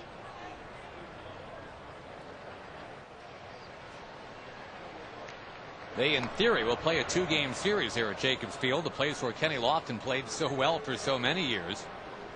But the weather forecast in Cleveland, Tag, is brutal. It's been, I mean, you couldn't have had a bigger nightmare for the Indians than the weather they've had in April. Seattle knows that all too well. They went up there for the 4-game series, didn't get to play a game. Catalanato moves the runner. 2 out. Now Lofton at second base for Michael Young. Yeah, the Mariners broadcasters were saying they got into Cleveland. There was 1 inch of snow on the ground. It didn't look like they'd play that first game. They tried. They got to within 1 strike of when it would have been an official game. And then they got banged. Then they got snowed out the next 3 games, hung around on the off day. And remember, we said there was 1 inch on the ground when they came in. They said there were 11 inches on the ground when they left. Oh, man. Dave Niehaus is still wiped out from that trip. I mean, there's only so much to do in any city, but when you've got snow on the ground and nowhere to go, that hotel gets awful small. Michael Young, right center. Ichiro streaking across to put it away. Keep Michael Young in his funk. And the Rangers keeping them off the board at the end of 3.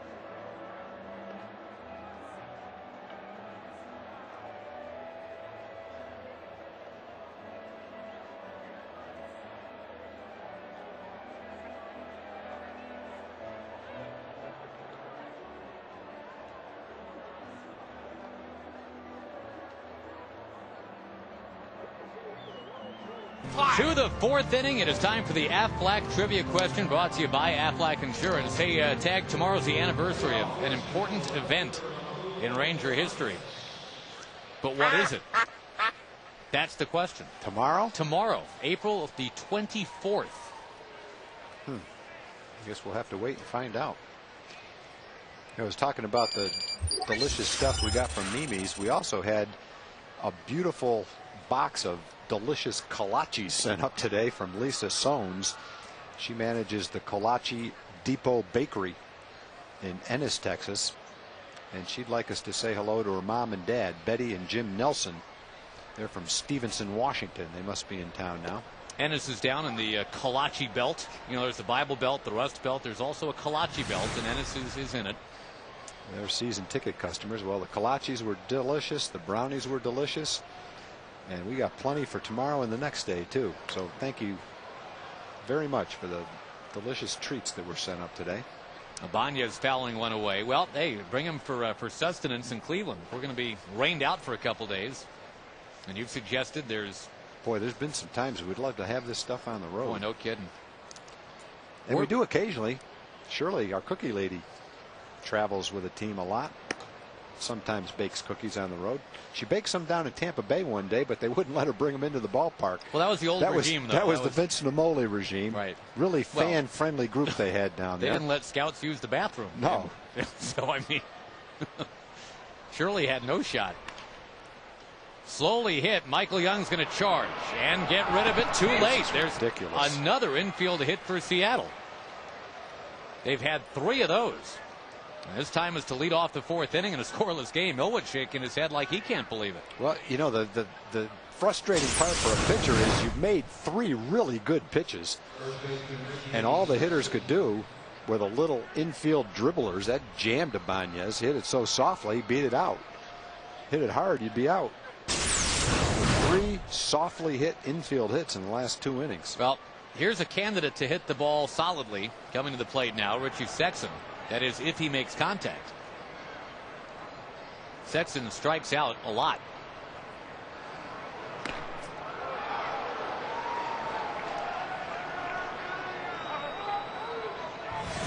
When he does make contact, it's scary.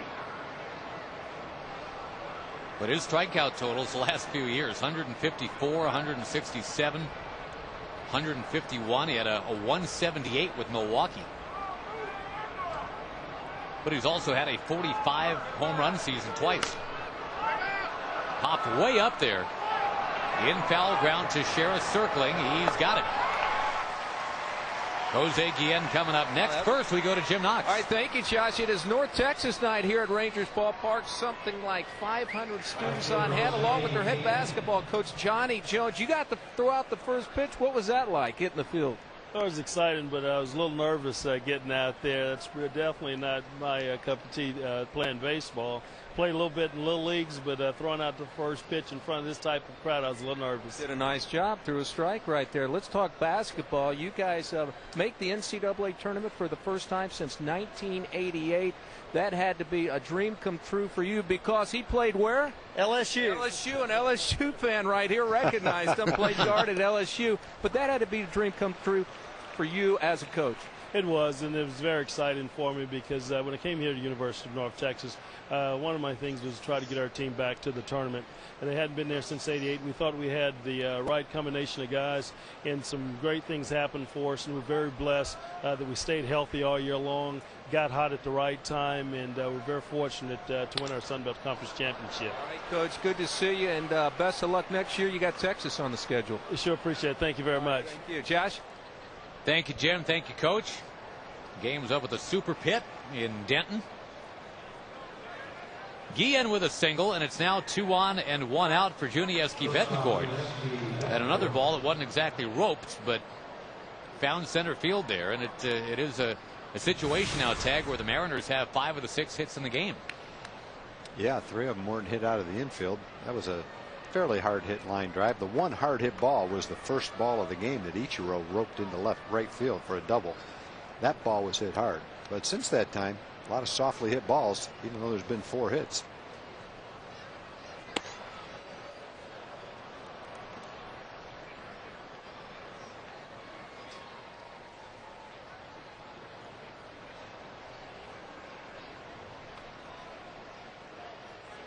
Betancourt and then Lopez, the 7 and 8 part of the order here now.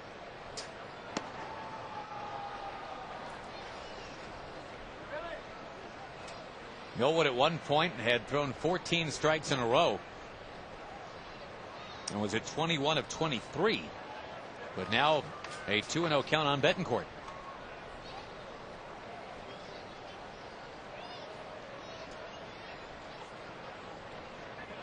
Again, this is not an easy bunch of players to walk. An average of fewer than 2 walks per game for this Seattle team. But Betancourt looking at a 3-0 count. Lopez on deck.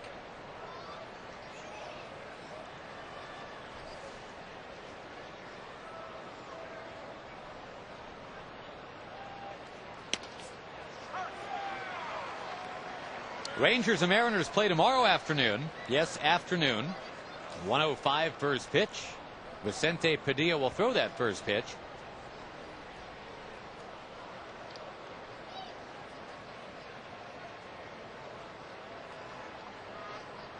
"3-1 is in too tight.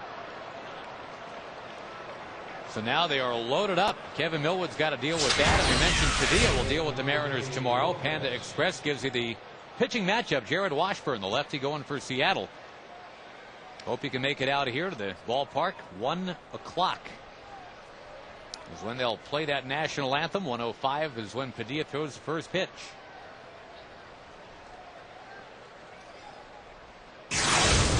Well, Lopez hit the ball on the ground last time. And if you can get him to do that and do it a little harder than he did last time, well, maybe you've got a chance to turn 2, get out of the inning.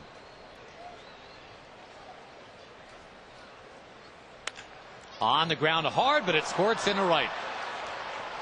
1 run in and a quick throw back in will keep it at 1-0. Nice job by Nelly Cruz to go get it. Well, again, the Mariners are finding some holes. Lopez now 2 for 2. And neither ball has been exactly crushed. That ball jammed him. He just kind of sliced that ball in the hole. They're not hitting the ball hard, but you're right. They are finding some holes. Fastball in. I mean, he's going the other way, inside out swing. And the big thing he did was locate it well. So 1-0 here on the out-of-town scoreboard time. You've got Tampa Bay leading the Yankees 7-5 tonight. That game in the 6th. It has featured another Alex Rodriguez home run, number 13. Toronto's got a 4-3 lead in Boston. Frank Thomas a home run.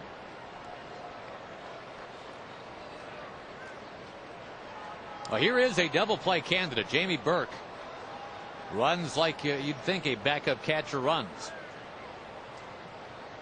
Get him to hit the ball on the ground and see if you avoid Ichiro now in this 4th inning. Millwood rallied from a 3-0 count to strike out Mr. Burke last inning.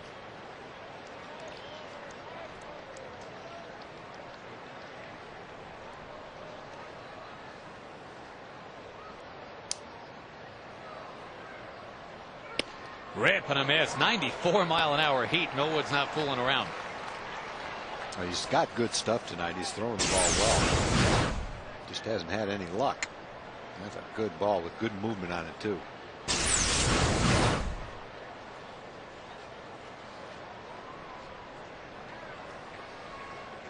On 0-2. We'll do it again.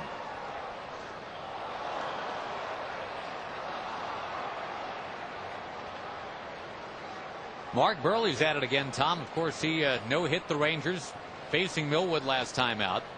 Won't be a no-hitter this time, but he is one-hitting Kansas City in the 5th inning. And well, you go back to what he did against Oakland. Against Oakland, the start before the Rangers. That ball down the line. And Cruz on the run. It's a foul ball. He retired 20 out of 22. And what was it against the Rangers? 27 out of 28? Well, actually, I mean, he picked off the one guy that reached against him. He only faced 27 in that game. Look at Nelly Cruz going after the ball. He gave up 3 base runners in that time and probably only a couple in this game. It's a pretty good streak he's on. Let's see here. In terms of a batting average, opponents are 2 for their last 49 against Burley. Here's the 0-2 again to Burke. There's that ground ball, but it's foul. If nothing else, Millwood throwing just a heap of strikes.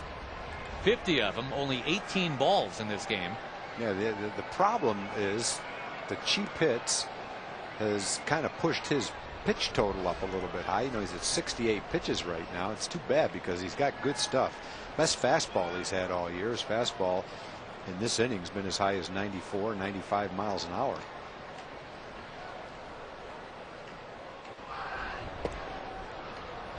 Layered down to go get it.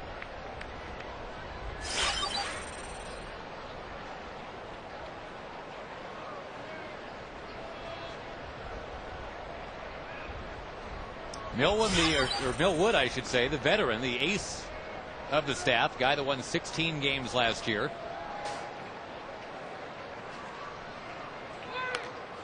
Cannot put away Burke quite yet. The Rangers did have their strikeout pitches working yesterday as a unit. Certainly Robinson Tejeda did. And even out of the bullpen, the entire team striking out 9. That's a high total for the year. What an effort by Tejeda.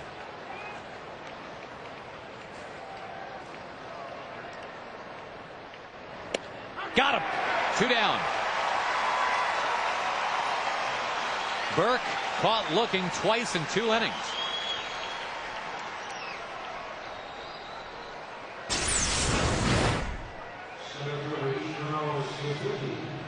Fastball outside corner. Burke saw it all the way, watched it all the way. A little bit upset. Well, Ichiro, the batter, and of course throughout his career here in the United States, he's been known as a guy who produces with runners in scoring position in a major way.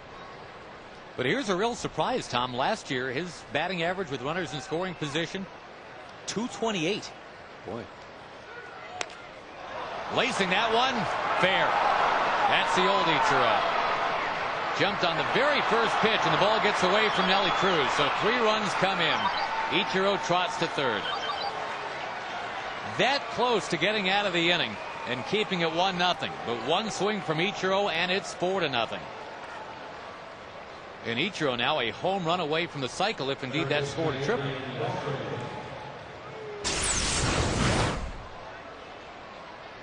Curveball inside corner, but it stays up. And Ichiro, as he kind of pulls off the ball like that toward first base, kind of right in his wheelhouse, takes a carom by Cruz. I think that's going to be a triple all the way. So a single, a double, and a triple all in the first 4 innings for noted Ranger killer Ichiro. Beltre, the batter. Well, it's too bad. I mean, Kevin is battling this inning, a couple of cheap hits with good stuff, and ends up on the short end of a 4-0 game. But the stuff that he's thrown, the way he's pitched today, has been, I think, a lot better than the score would indicate. Now Beltre is going to lift one to right field. Nelson Cruz backtracking. Has it scoped out, makes the catch, but boy, Ichiro getting it done as he usually does against the Rangers. The bases loaded triple, and it's 4-0 Seattle.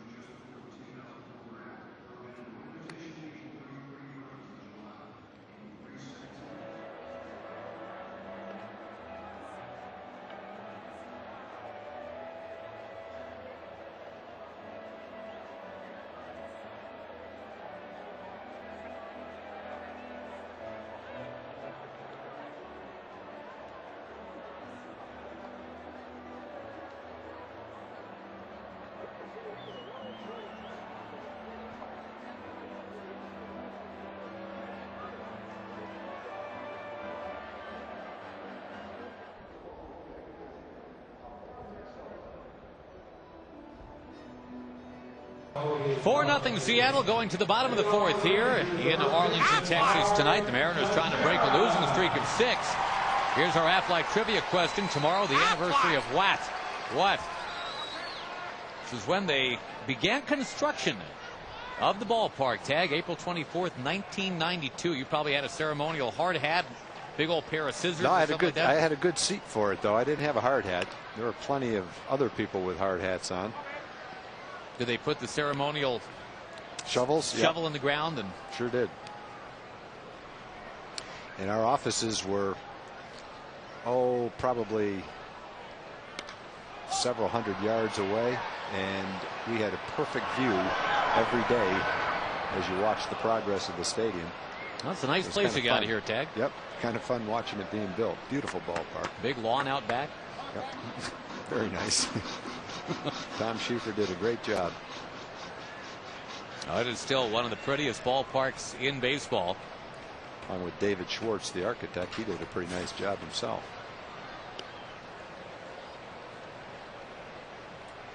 (1994) is when it opened. 1992 is when they started moving earth to get it ready.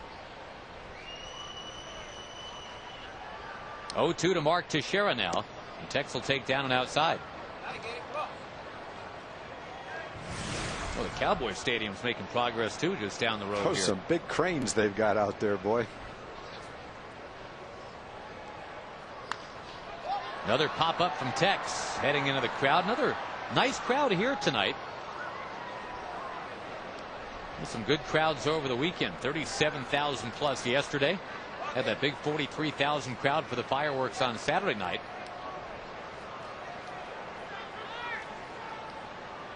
With rain and 44 degrees in Cleveland on a Wednesday, I don't know if we're going to be seeing 44,000 in Cleveland. Another ball popped by Teixeira, and that's a long run. No play over there. The third baseman, Beltre, had been swung all the way around, part of the shift. Well, the Rangers have a couple of soft hits coming to try to even things off in this game. Probably about 3 or 4 of them, really.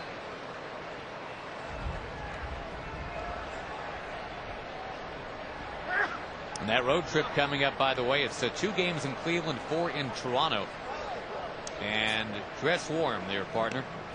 Well, I'm going to bring my Ranger jacket just like I did on the last trip.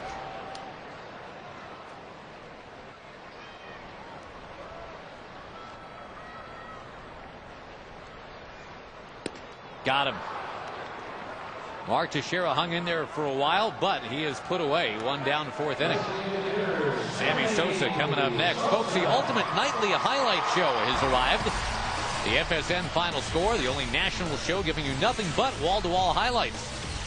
If you want weather, you got to listen to our broadcast. It's going to be 45 and raining in Cleveland. It's going to be 5 in Toronto, Tom. 5? Well, Celsius, yeah. Oh, okay. Well, whatever it is in Toronto, I'm not too worried about it, because if it gets too bad, they'll put the roof up and we'll be fine. Cleveland, that could be a problem. There's Sammy Sosa belting one in the center, a base hit for him. That was almost a problem for Cha-Shun Beck. That line shot went right over his head. Well, good to see Sammy sting the ball right there. He's now 1 for 2. We'll talk about this upcoming road trip, Tom. The ballpark in Cleveland, Jacobs Field, one of the very few places that Sammy's visited and has not homered. He has homered in 43 ballparks now. That is tied for a major league record with Ken Griffey Jr., but Jacobs Field has owned him. He is 5 for 36 lifetime at Jacobs Field with 5 singles. So he is yet to tame the Jacobs Field beast. Well, he's going to get another opportunity. Go back there for 3 or 4 games, I think, later in the season. Yeah, well, and if it rains for the 2 games coming up this week, we could be going back there for 6 games. Yeah. Blaylock a check swing. Progressive showing you the upcoming schedule of games. We mentioned a home game tomorrow. Hope you're making plans to come on out. And then, in theory, Wednesday at 6 p.m., Thursday morning. There's Blaylock driving one right field. Taking off to the corner. It is gone. Hank hitting his first of the year. Right in the wedgie.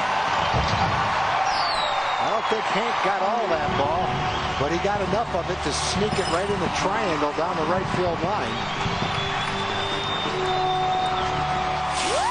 Well, Blaylock had the game-winning single yesterday, a 2-run single. This is a 2-run homer, and the Rangers right back in it now. That's a big home run. Give up 4, and at least you cut the deficit in half by getting 2 of your own in the bottom of the 4th. Good pitch by Beck. Looked like a cutter off the plate inside. It got in on the hands a little bit, but Hank is strong enough to muscle it right into that little pie-shaped section down the right field line. That's very nice. Looks like it landed right on a table down there. Yeah. Should have saved that one for when Norm Hitzges is out there. He's the one that nicknamed it the wedgie. Right by that right field foul pole.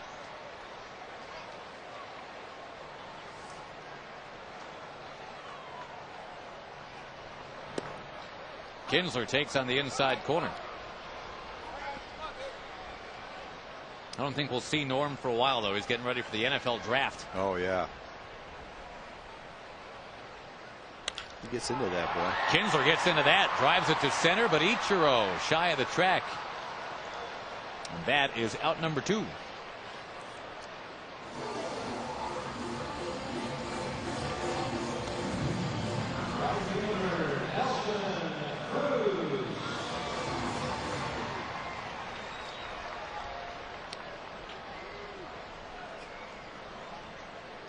Now Blaylock has banked his first home run.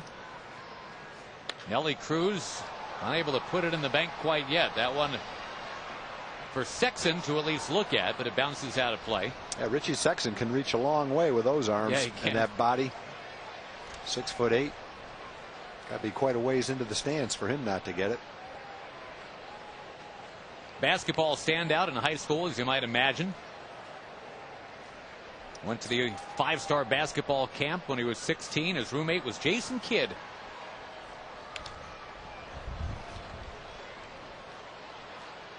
One of the windier nights at the ballpark this year.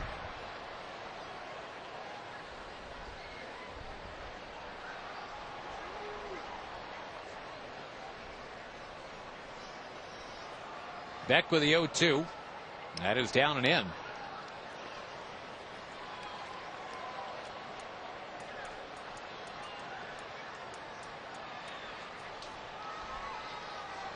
That ball cranked left field.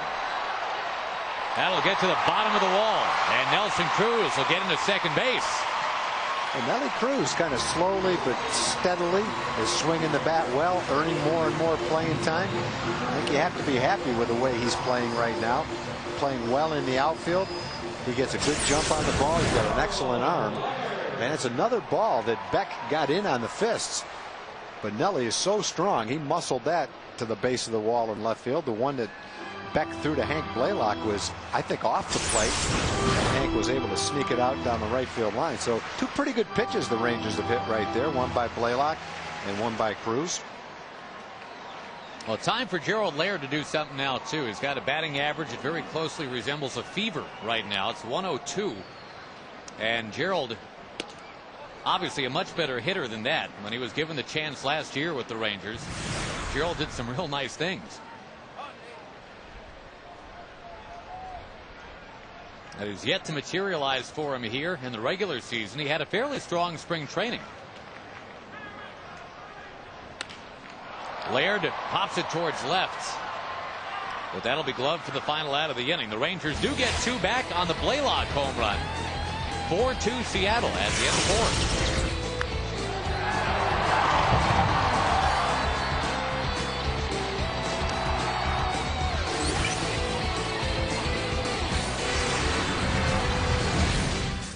Only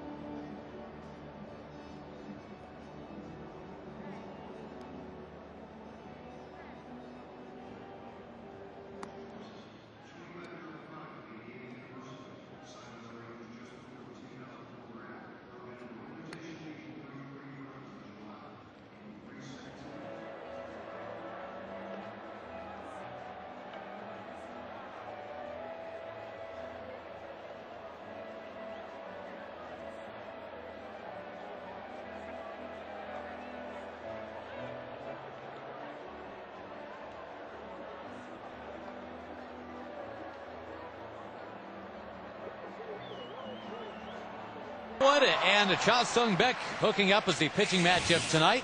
Let's take time out. Brought to you by Corona Beer. Learn a little something about Kevin Millwood. I do know he loves that Toby Keith stuff. In fact, in celebration of the no-hitter that he threw for the Phillies a few years ago, that's what the Phillies got him as a memento. They got him an autographed Toby Keith guitar to commemorate the occasion. They gave his wife a 14-karat gold necklace with 9 zeros made out of diamonds, representing the 9 hitless innings.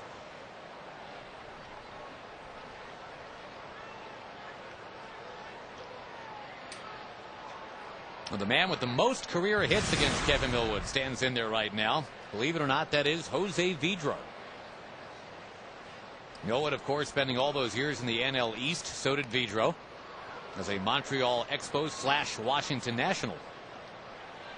That looks like a pitch that's going to give Vidro some problems. Of course, it'll give a lot of people problems. That 90-plus fastball right in on the fist.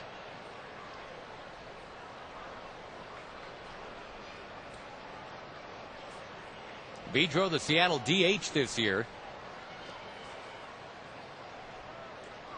Brought in from that Nationals organization. He had spent 15 years, all 15 years of his pro career with that same organization. He goes from Washington, D.C. to Washington State. He's no longer a second baseman, though. His knees are lousy. Got a DH.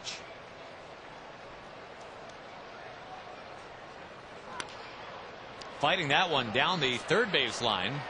Foul. That's pretty much the same pitch. 91 miles an hour right in on the fist. And Vidro not even coming close to getting a good part of the bat on the ball. Having a hard time getting the head of the bat out.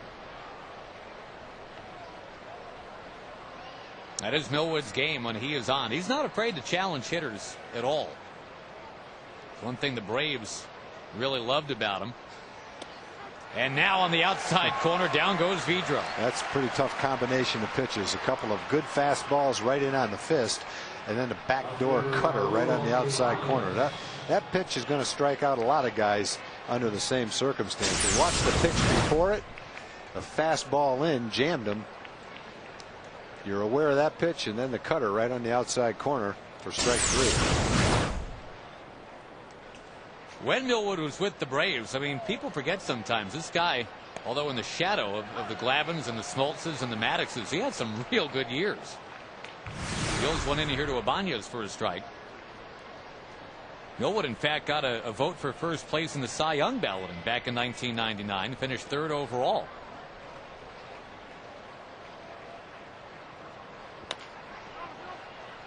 Now, earlier in the game, that would have been a base hit. Yeah, maybe the fortune is turning right now. And Ibanez had one of them, too. He had the little ground ball to shortstop.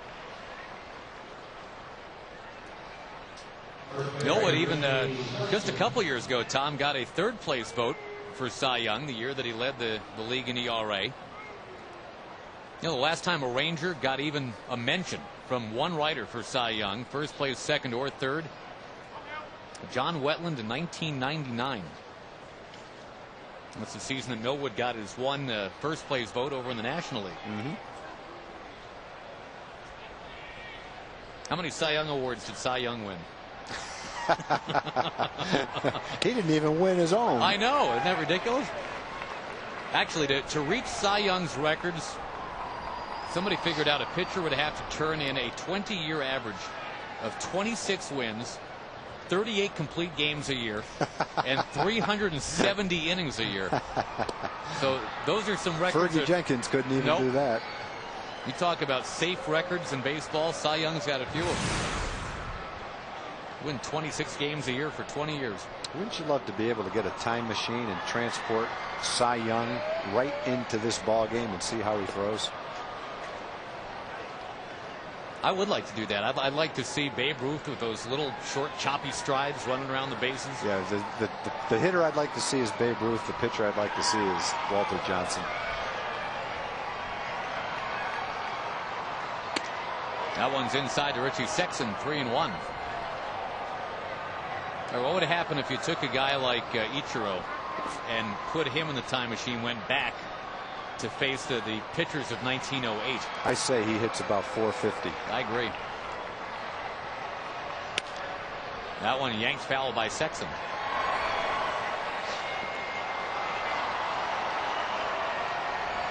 So maybe we get that DeLorean. We build a time machine.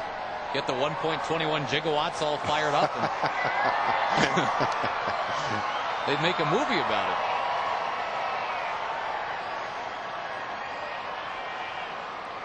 The 3-2 to Sexton. And that missed. So Jose Guillen will come up with a chance now. 4-2 Seattle, our score here in the 5th.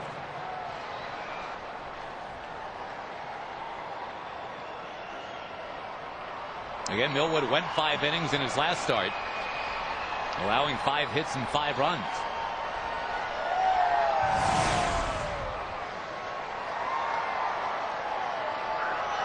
Here's another guy that was with the Washington Nationals a year ago, Jose Guillen.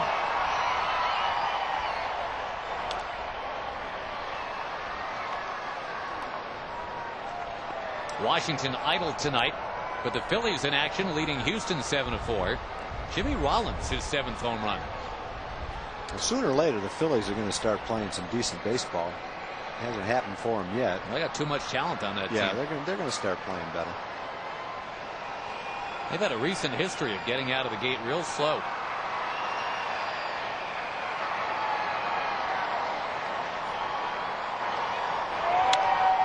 In the air and hovering up there for a while. Kinsler makes the call and a juggling one-hand catch. But it's all good. Millwood is out of the inning. We are halfway through. Seattle 4 and Texas 2.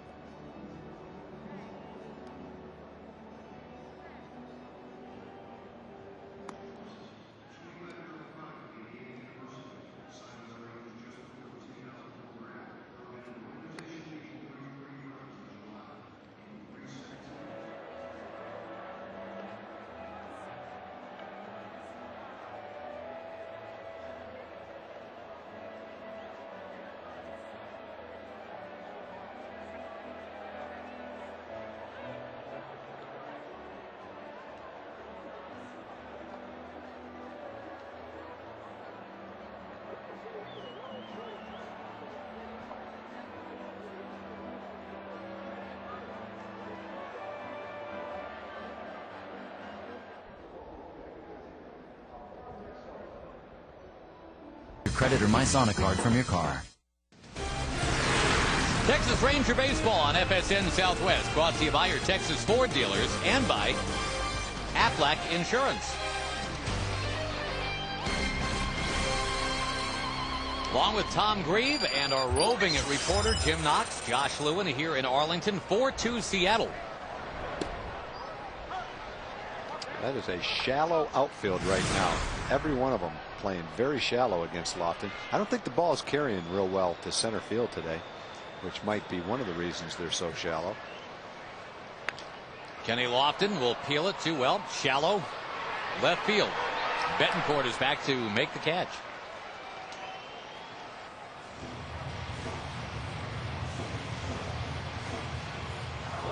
We've been talking about guys getting ready to finally get going here offensively. Frank Catalanato certainly showing signs of that, and he'll come up next. He didn't have a lot to show for it yesterday. He hit the ball hard 3 times. Ended up with a double. And was out the other 2 times. Well, Cat probably in the last week has hit 4 or 5 balls right on the nose that the first baseman has made for whatever team he's playing against. Boy, that one down the line. There you go. Speaking of first base. Chasing in the corner is Guillen. Catalanato rumbles past second, going to go for 3. No relay throw, a triple for the Cat. Once it got down in the corner and didn't carry him back to Guillen, that was going to be a triple. Catalanato can run. Guillen's got a great arm out in right field, but there's nothing he can do about it. The ball goes into the corner, sticks in the corner. Pretty good pitch, really, down and in. The Rangers' last few hits have all come on pretty tough pitches. Blaylock's home run, Cruz's double, and now the triple by Catalanato have all been pretty good pitchers' pitches. Just a nice job of hitting by the Ranger hitters. I think that's huge. Catalanato taking that extra base, too, because now the pressure's off a little bit for Michael Young, right? I mean, you've got a runner at third and 1 out. Fly ball of any depth gets it done, and Michael has certainly been shooting balls to the outfield without a problem. Yep. I think if anything, Michael's been a little bit over anxious. He's only walked a couple of times this year. He's not a guy that's going to walk a lot anyway. He's up there swinging the bat. Maybe a little bit more impatient than he normally would be. Wait it out, make sure you get a good pitch. You know he's going to drive the ball to right center field. Ichiro's playing him around that way. But with a man on third base and 1 out, a fly ball to right would be something you'd take right now to get to within 4-3. Mike's pretty much had all of his production in 1 game this year. He had a 2-homer, 4 RBI game. He's going to sizzle that one into center. There's an RBI. There is Michael Young making it 4-3. Well, there's a couple of guys hitting in the 160s. But with a triple and a single, they now make it a 4-3 game. And 2 guys that you figure are going to be hitting 300 by the end of the year. They've done it before. Michael Young gets ahead 2-0 and then belts it into center. Now Teixeira coming up. The Rangers back to within a run. Take 2 pitches, and the key is get a good pitch to hit. And Michael got a high pitch out over the plate. And that's a pitch he'll hit pretty hard almost every time.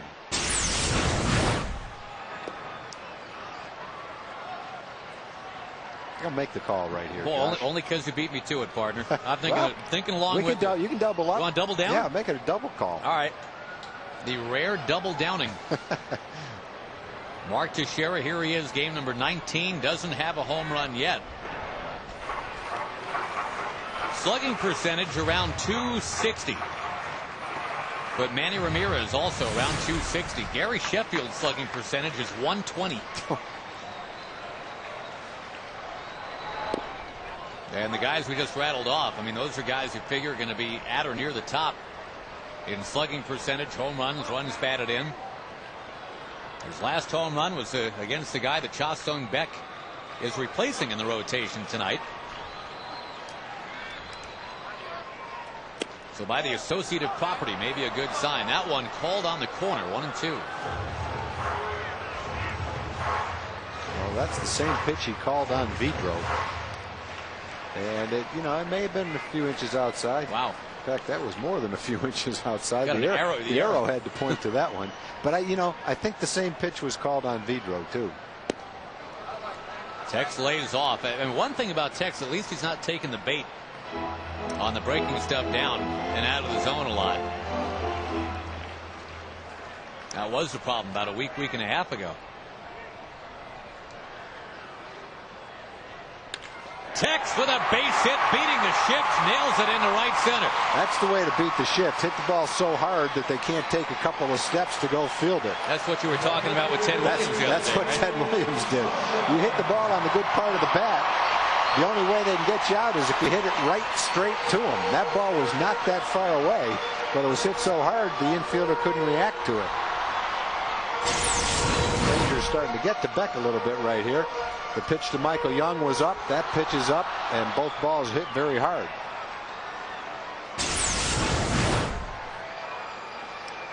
Rafael Chavez, the pitching coach, will come on out. And it looks like Seattle, for the first time, will ponder getting the bullpen going. Beck is at 72 pitches right now.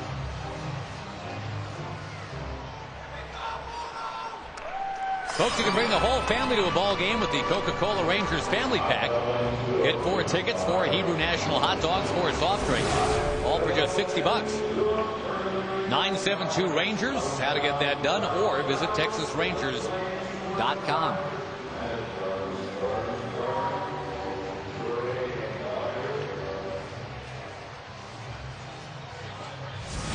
The rally stuffed animal.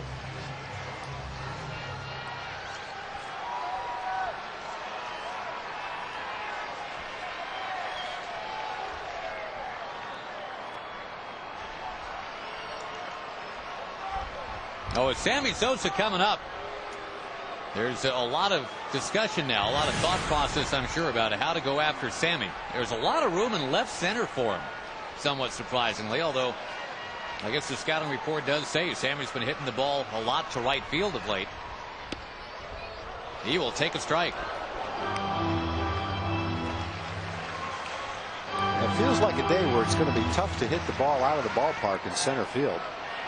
Not one of those days where the jet stream's going out to center. It might go out to right pretty good, but left center and center might be a different story. Yeah, Beck's not quite as sharp today as he has been in the past against the Rangers. Last year he had a couple of outstanding starts against the Rangers where he was pinpoint as long as he was in the ball game. But today he's missing a little bit. He's either out of the strike zone or up in the strike zone when he throws a strike. And the Rangers are starting to get to him a little bit right here.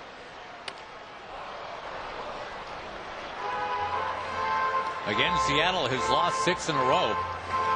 Brandon Morrow getting ready, while Brendan Morrow is in action for the Dallas Stars. No score, by the way, in Game 7. Very best of luck to the Stars tonight.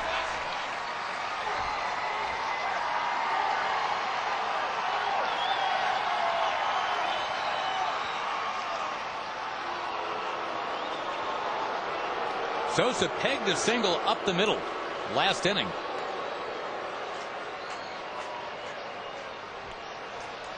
Looking down in the owner's box, Mr. Hicks is down there trying to watch our game and the Stars game. He's got to be really nervous tonight, trying to watch 2 of his teams play.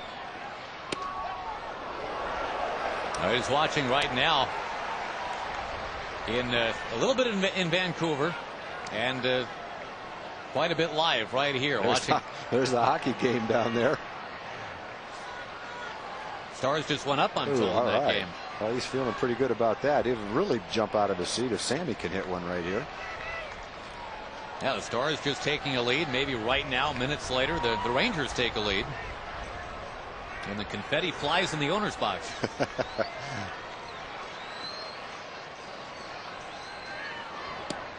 Just off the plate. Blaylock on deck.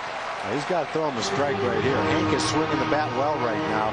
He had a big hit last night. He had a big hit in this game. Left-hand hitter coming up. Yeah, a power hitter at the plate, but he needs to throw him a strike right here.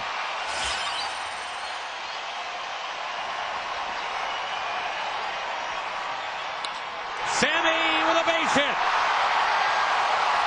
Young speeds around third. He's coming in. This game is tied. Sammy waited him out pretty much just like Michael Young, just like Mark Teixeira. They waited him out. They waited for a good pitch. He got a pitch up in the strike zone, and all 3 of them hit the ball hard. Cat started it with a triple. Sammy gets a fastball out over the plate, and just like the high pitch to Michael Young's not going to get him out very often, that pitch out over the plate to Sammy's not going to get him out very often either. The Rangers coming back from a 4-0 deficit in the last 2 innings. Took him a while, but eventually, with apologies to the Beatles, they get Beck. He is gone, and the Rangers will be facing the young Mr. Morrow in just a moment. It is now a 4-4 game here in the 5th inning. We'll be right back here in Arlington.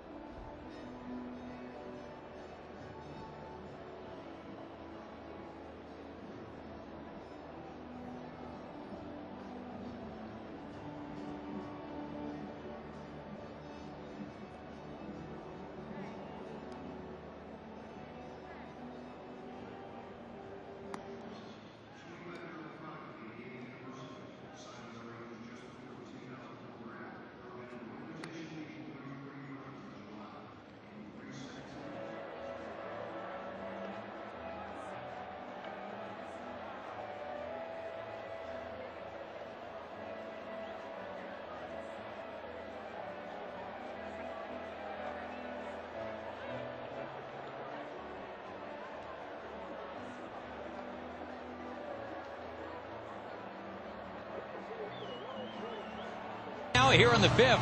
This copyrighted telecast presented by authority of the Rangers may not be reproduced or retransmitted in any form. The accounts and descriptions of this game may not be disseminated without the express written consent of the Texas Rangers Baseball Club. Cha Sung-baek had owned the Rangers 3-0 with an ERA of 0.8. But the Rangers get to him here. 2 in the 4th and 2 in the 5th, and they're still going at it here in the 5th.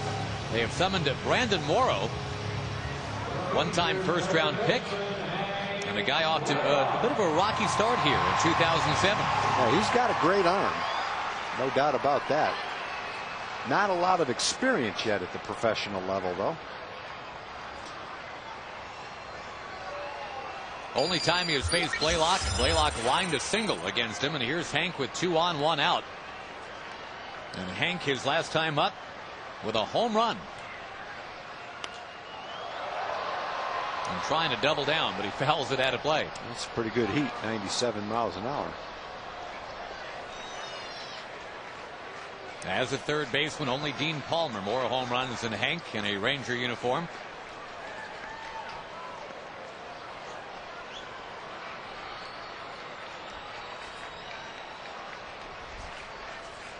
That one getting away from Jamie Burke. That is a huge break. Now 2nd and 3rd.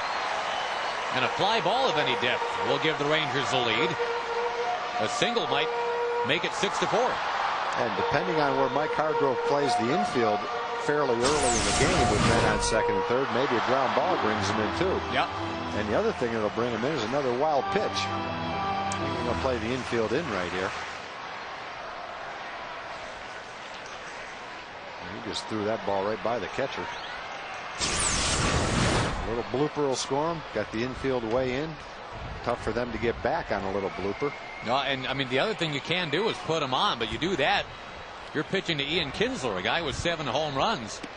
They are going to put on Hank, make it righty versus righty. Morrow against Kinsler. And probably a good percentage move, only because it does set up a double play, and Hank is swinging the bat pretty well right now. But the other thing it does is it opens the possibility for the bases loaded walk too. It puts a lot more pressure on the pitcher right now to throw a strike to Ian.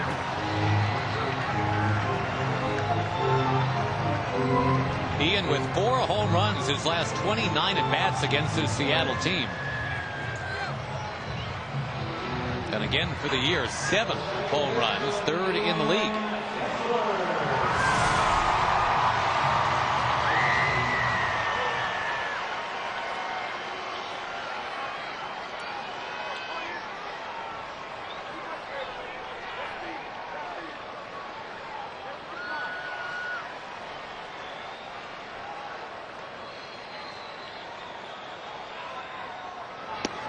Strike 1. Well, 99 miles an hour on our gun, 96 on the stadium gun. Either way, that's some cheese. That is some heat. Well, Kinsler has seen it now once. Will he see another fastball right here? Yep, but it missed.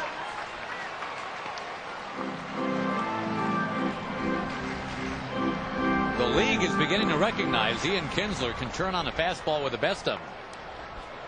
But Morrow has thrown him a couple here. Now the slider, and the count goes to 2-1. That gets a lot of hitters to swing, but we've talked about Ian all season long. He can lay off that pitch really well for a young player who also has to gear up to hit a mid-90s fastball. This kid throws hard, which makes it harder to lay off that slider away. That one rammed in there, though, to make it 2-2. Gets it out in a hurry.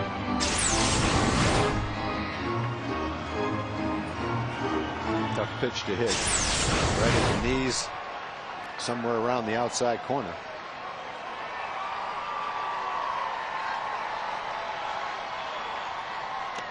And Ian, that one registering 101 on our gun. 97 on the stadium gun. Well, if you want to go halvesies on it, 99, that's plenty. Well, it's somewhere between 97 and 101.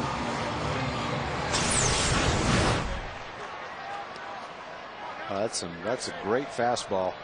You know, Ian's a guy that doesn't strike out very much, that makes contact. You throw the ball by him, you got to be throwing pretty hard, or throw it to a really good spot. That one barely missing to Nelson Cruz. Nelly with a double last inning.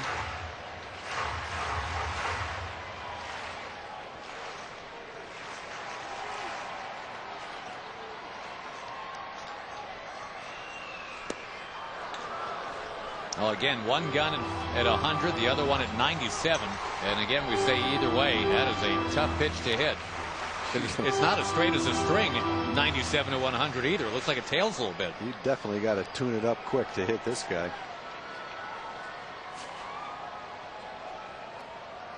You can see why he was a first-round pick. You know, there was a guy that you announced for that threw 101, 102, and Matt Anderson had a hard time getting people out.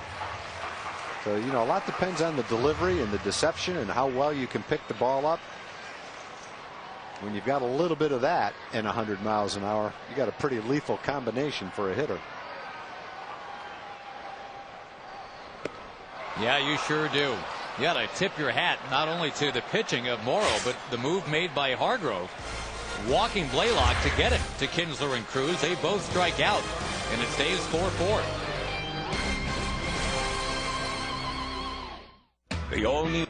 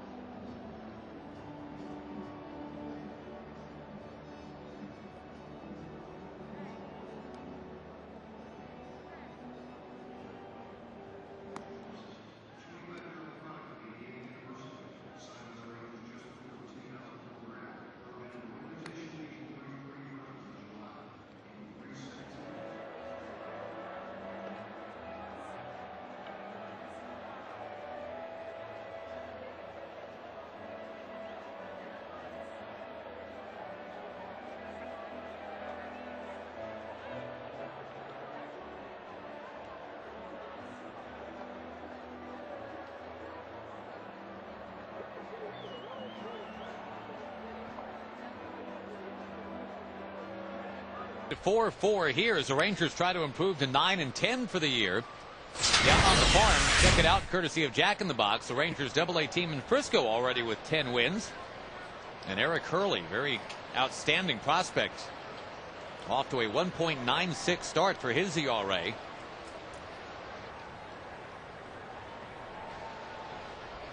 San Antonio used to be hooked up with these Seattle Mariners as their affiliation. Now they're the Padres. Millwood still on the mound. Will face Yuniesky Betancourt. The Rangers have worked hard to get 2 back in the 4th and 2 back in the 5th for Millwood. But what a shame they couldn't get more than that tag. They had the bases loaded. 1 out last inning and could not break the tie. You got to give a lot of the credit to Morrow, who just came in and threw probably as good a fastball as we've seen all year. Not just counting velocity, but counting the effect that it had on the hitters. Hitters just didn't have a prayer. He just threw the ball right by him. Little pop up right center. Kenny Lofton and Nelly Cruz both there. It's Cruz who will take care of that one down.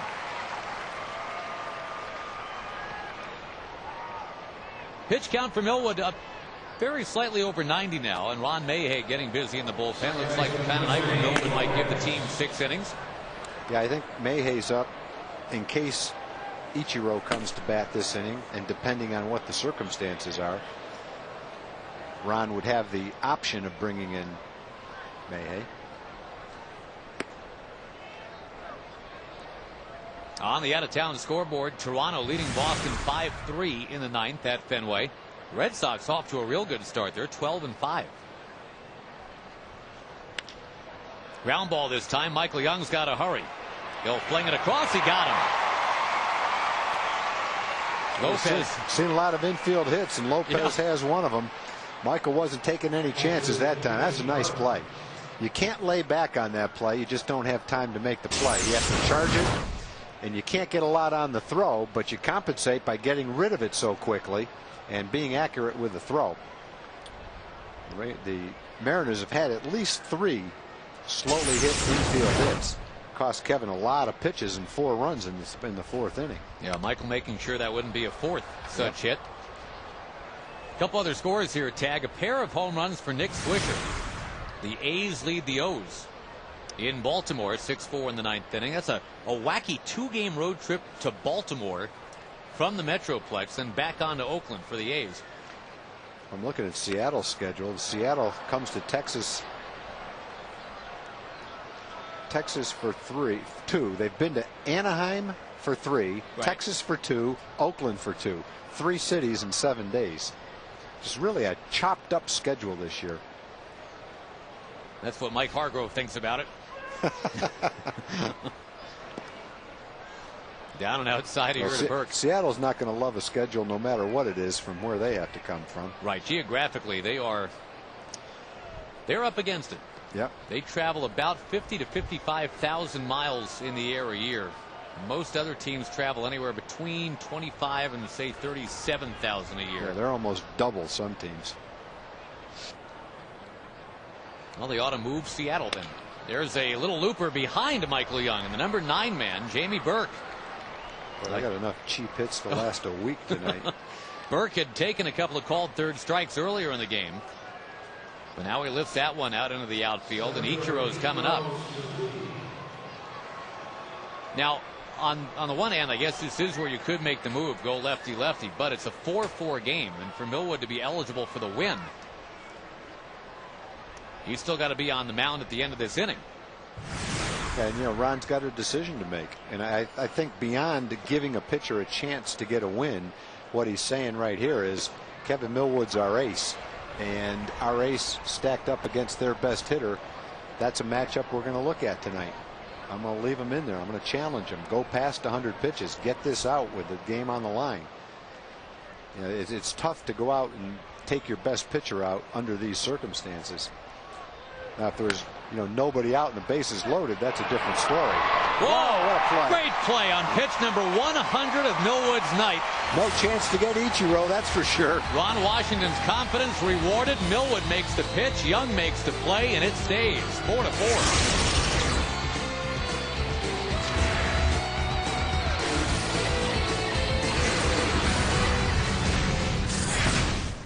Your text.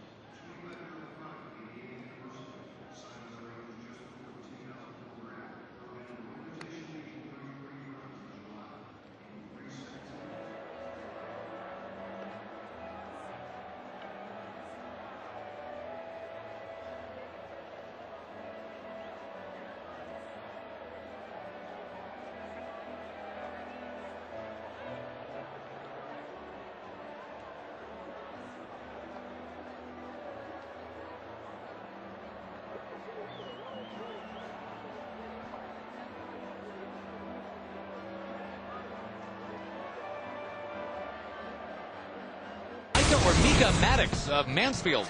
That's a lot of M's right there. If a Ranger hits a grand slam this inning, we're giving away $25,000. And the Rangers in the M's are tied tonight 4-4 here in the 6th inning.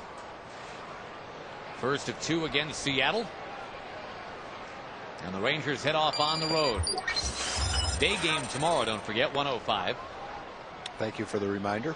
I didn't want you to. Sure would hate to be out on the practice range tomorrow about 1 o'clock and have someone tune on the game.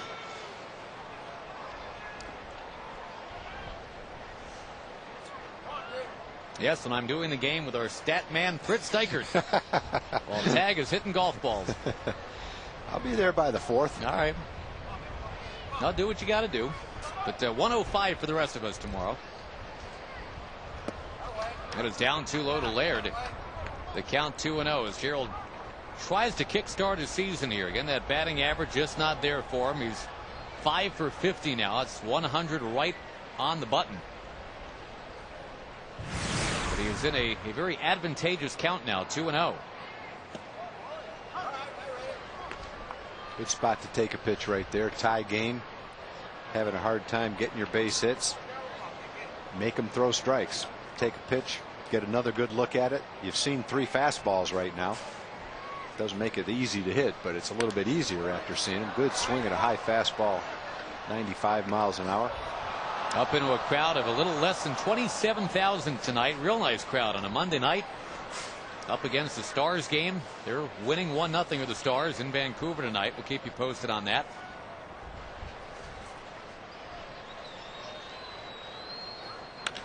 Laird in the air, left center field. It goes into that alley, and Ichiro, Kelly Leak style, saying, I know you're in left field, but I'd like to be in left field. I'll go get that. 1 down.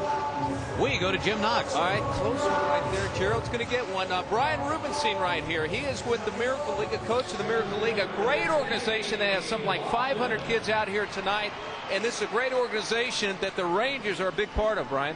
Yes, the Rangers actually have sponsored our field over in Arlington, not too far from the stadium. And the field itself is made for kids with any disabilities to be able to play. It's a hard rubber playing surface so that wheelchairs and walkers and things like that can get across it. Outstanding field, and one of the Miracle League players. This is Steven. What position you play, Steven? Shortstop. Shortstop. Best player on the team, huh? Yes. Okay, good enough. I bet you are. All right, guys. Thank you. Thank you for the time. Josh? That's a great operation. Thank you, Jim. Something I know near and dear to your heart, Mr. Grieve. Yeah, my wife has been one of the coaches on the team. She just loves it. Well, there's a towering fly ball from Kenny Lofton. He just missed that one. He got a good fastball and had a great swing at it. He just barely got underneath it. Otherwise, that would have been right down the line for maybe a go-ahead run. Inside pitch, too. He turned on it. Didn't get in his kitchen. He hit it on the good part of the bat.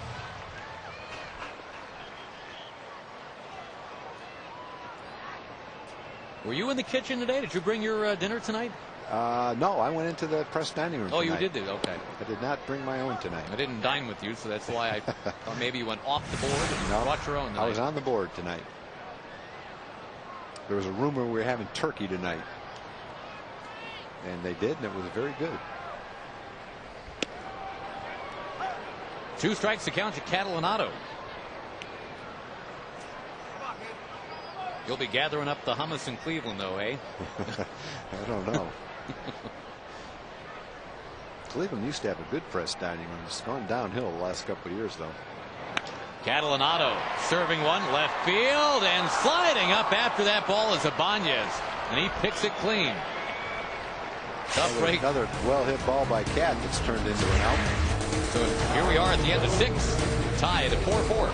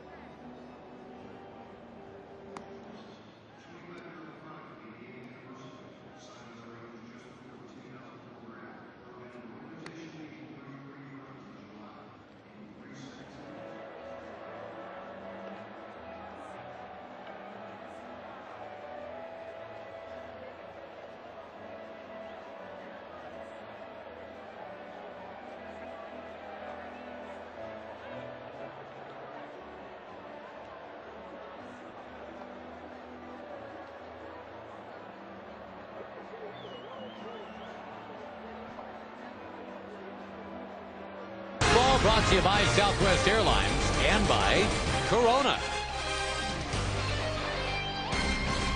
4 runs, 8 hits for both teams right now as we get to the back third of the ball game. And this crowd of 26,592 watching on a Monday night, live and in person. Hope you can come on out, bring some buddies tomorrow. Rangers and the Seattle Mariners at 1:05.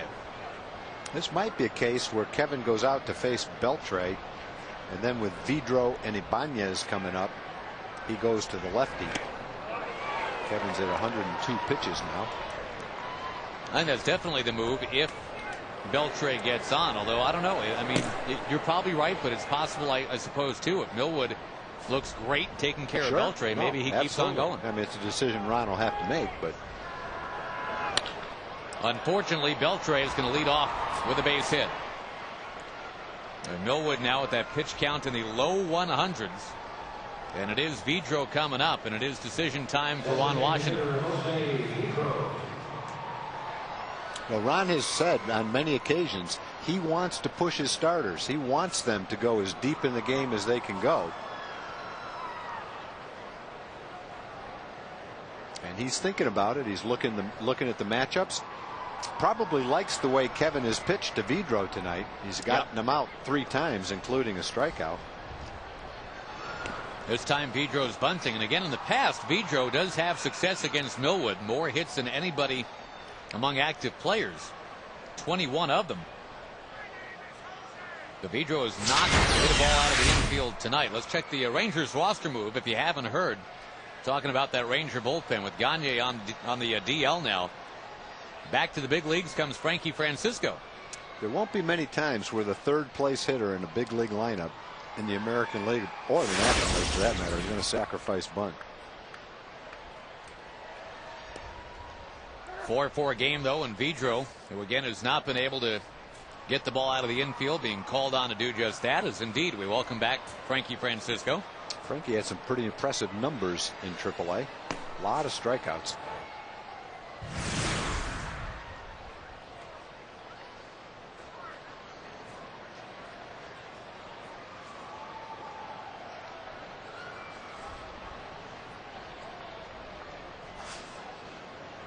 Again, the Mariners only 1 stolen base all year. Beltre takes that lead. I'm talking about Gagne being on the DL, Tom. Our Geico quote. That is quite a quote. And officially it's a strained hip muscle, upper hip. Gagne says call it what it is. Runner goes and hit and run, base hit. It parachutes into center. Lofton up with it, no play at 3rd. And Vidro wins out. He couldn't get the bunt down. He does even better. Gets another cheap jam shot to center field. Well, Seattle threatening big time to take the lead now. 1st and 3rd. And nobody out. So, yeah, Millwood left out there to keep on getting at it. But now you're looking at runners at the corners, nobody out. And you need some big time performance from that bullpen. Mayhay will be summoned in what is for now a 4-4 game here in the 7th inning.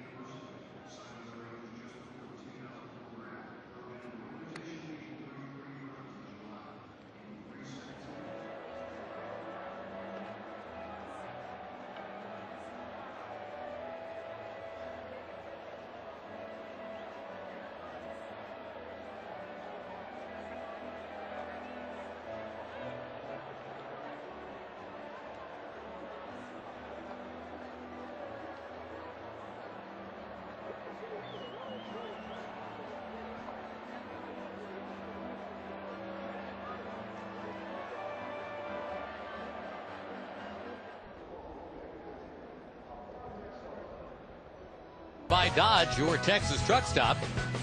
Mike's got an RBI hit tonight. And you got to hope that Raul Ibanez doesn't come up with one of those now. Kevin Millwood chased out of the game when Vidro singled. Ron Mayhay has always owned Raul Ibanez, and the hope now is he can keep on doing that with runners at first and third and nobody out. Ground ball. Kinsler drops it, recovers. Seattle takes the lead. The Rangers get an out.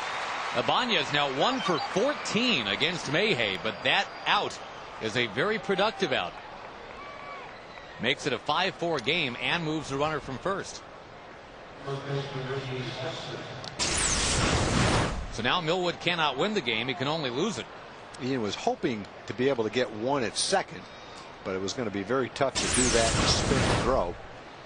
But he made a nice play on it and got the out at first. One pitch and that's it. Mayhay was out there to take care of Ibanez, and he did. Now Feldman coming on to face Sexton and Guillen, etc. 5-4 Seattle here in the 7th inning. Come right back. For 100 years, one book.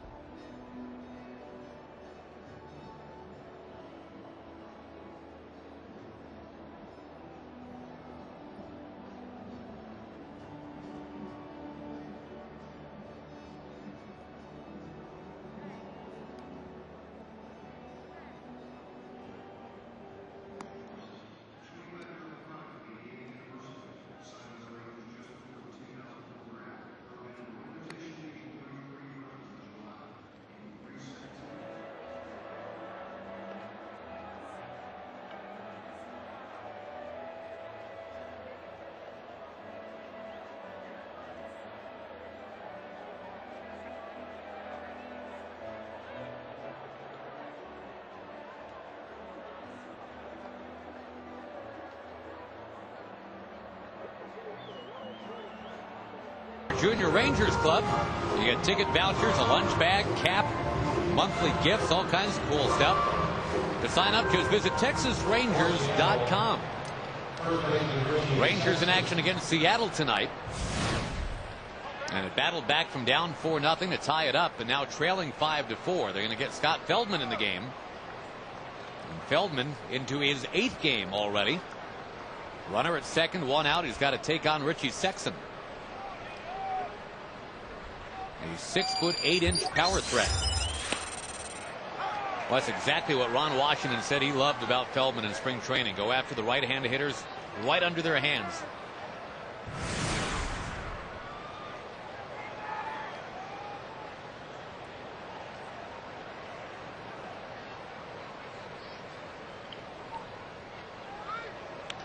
The Rangers won one of these nip and tuck kind of games yesterday, 4-3. It's another thing Ron Washington kept saying in spring training is I love those 4-3 games that you win, and he got one yesterday. Goodness knows there have been a lot of 12-9 kind of games over the years around here. The Rangers had some well-pitched games the last couple of days. Cam Lowe, Robinson Tejeda. Kevin pitched well today too. He's going to end up giving up 5 runs, maybe 6, depending on what happens right here. But he had good stuff. Probably had his best fastball of the season today.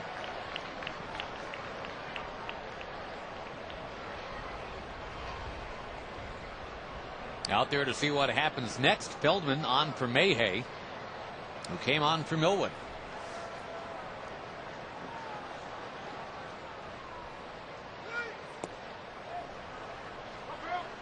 Sexton, originally Cleveland Indians property. That's the Rangers' next assignment when they get done with this Seattle team, is to go on to Cleveland.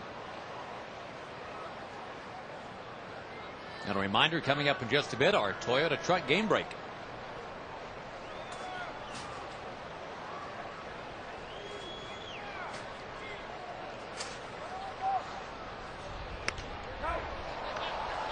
Cleveland and Minnesota tied 3-3 tonight. Victor Martinez and Torrey Hunter have traded home runs. Tigers are leading the Angels 1-0. That game just getting going with a Curtis Granderson leadoff home run. The White Sox leading Kansas City 5-3 in the 8th. Paul Konerko a pair of home runs in support of Mark Burley. Looks like Baltimore's making a comeback on Oakland in that game too. Sexton stays alive. Yeah, Baltimore had trailed 5-0, and their rally comes up just short. Tag 6-5. Oakland wins it. Yep. So that makes the A's 10-9. The Rangers record coming in, we mentioned, was 8-10. Two other teams came in it tonight at 8-10. One is Toronto. The other one, last year's World Series champions, the St. Louis Cardinals.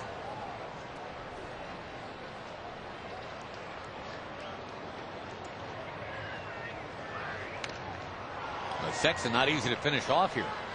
He's having a hard time getting a good piece of those sinkers that Scott's throwing up there. He's ticking them top of the ball, but they've got some pretty good movement on him. He hasn't been able to connect with one.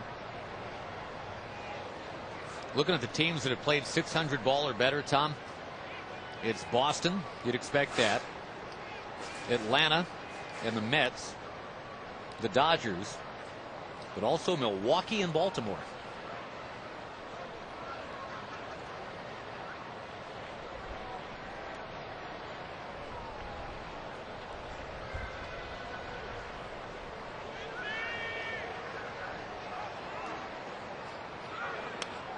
We're going to have to do it again here. Feldman and Sexton, quite a little battle in a 5-4 game.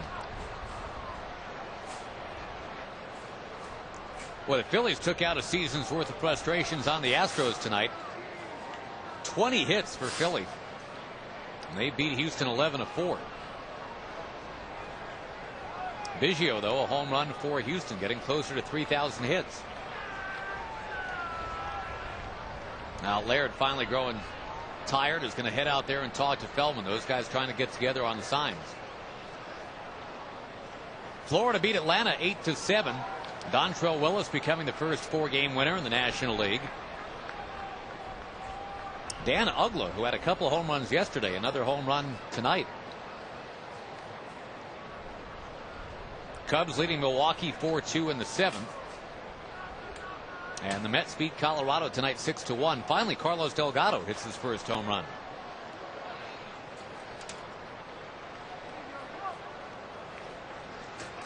Let's see if finally Feldman can finish off Sexton. This has been about a 4-minute at bat.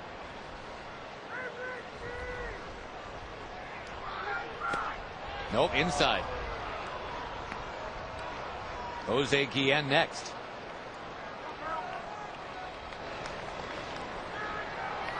Tampa Bay's lead on the Yankees now 10-6. Right here, 5-4 Seattle.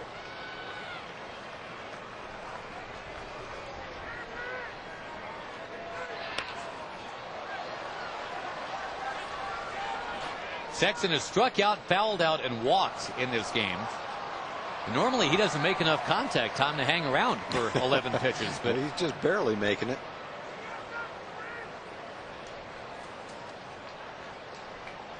When Feldman taking his time trying to figure this out. Sexton keeps stepping out. They threw him a slider right there that Sexton had a good swing in it but fouled it off.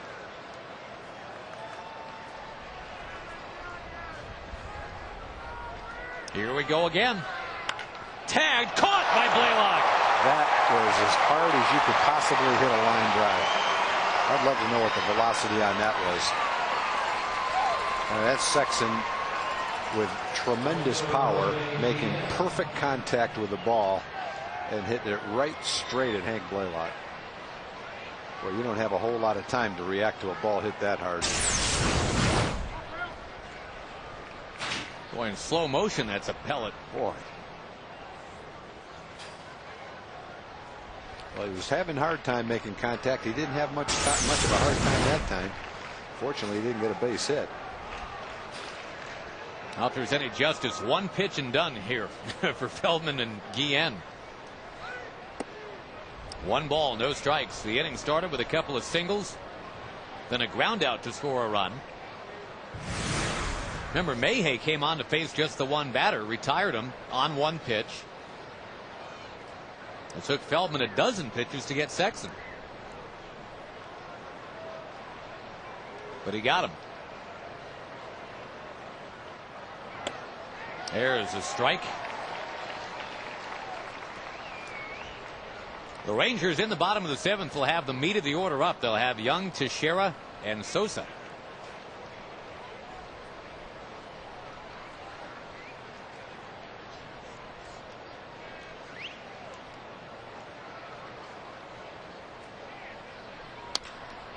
Good pitch right there. Grounded easily to Kinsler. Fires to Tex. Inning over. 7th inning stretch. Mariners on top by 1 as we send it to our studio now for the Toyota Truck Game Break.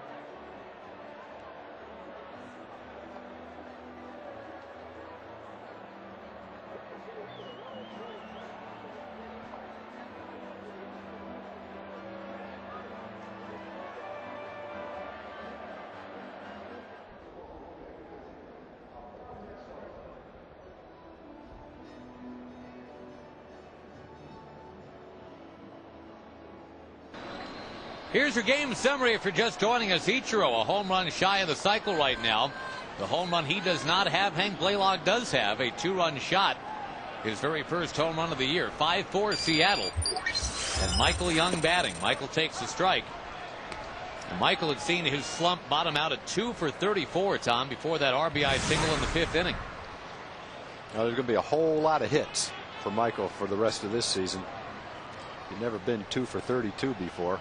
Probably never happen again either. Sprays that one foul. The Rangers will have one problem coming back in this game over the next couple innings. That's the fact that Brandon Morrow is throwing really well for Seattle. Remember, he pitched out of that bases loaded 1-out jam in the 5th, striking out Kinsler and Cruz.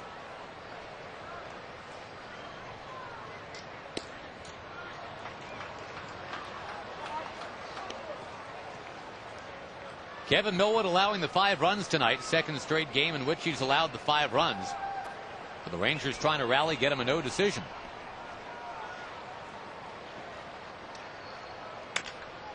In on Michael Young. Betancourt will fire, and Michael is out. Tough to get it by this middle infield. Betancourt and Lopez are pretty solid. Yeah, and you can go all the way around the infield.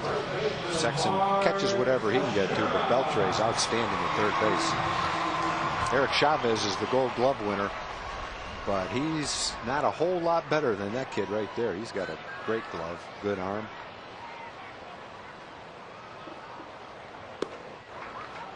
Ball 1 to Mark Teixeira, and Mark Teixeira, though he's still without a home run and only has a couple of doubles, well, he's starting to really sting the ball. He had that hard single in the 5th inning tonight.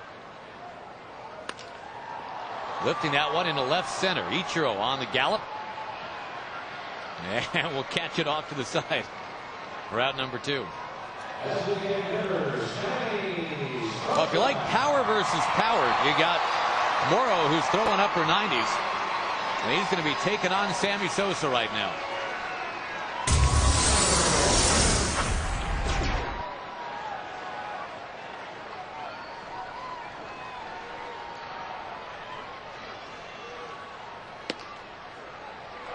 Those are one of the few sliders he's thrown in the game. He's thrown almost all fastballs, thrown a few sliders. Started Sammy out with one right there.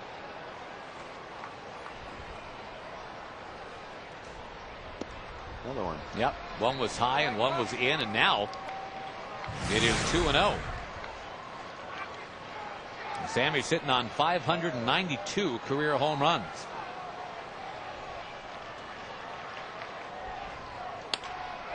That one is towards right. Guillen on the march to put it away. So the Rangers had that 3-4-5 part of the order up, but could not dent the scoreboard. It stays 5-4 Seattle.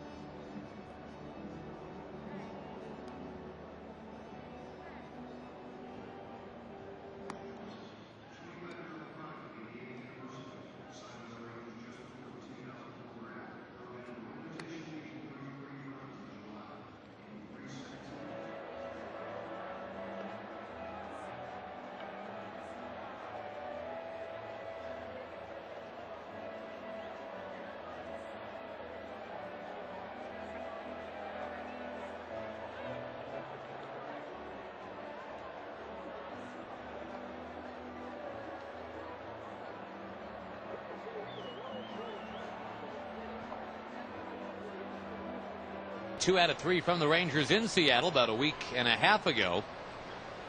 Tonight, though, 5-4 Mariners as we play ball in the top of the 8th inning. Nice crowd on a nice night. Don't forget the same two teams have at it tomorrow. 1:05 first pitch. Seattle hasn't won a lot of games here at this ballpark. They have their last 20 games here, Tag. They've only won 6 of them. But they're ahead right now 5-4. Feldman to Betancourt, strike one. We had mentioned earlier Seattle, one of only 2 teams in baseball without a save yet this year, but this does set up for J.J. Putz right now. 1-run lead in the 8th inning.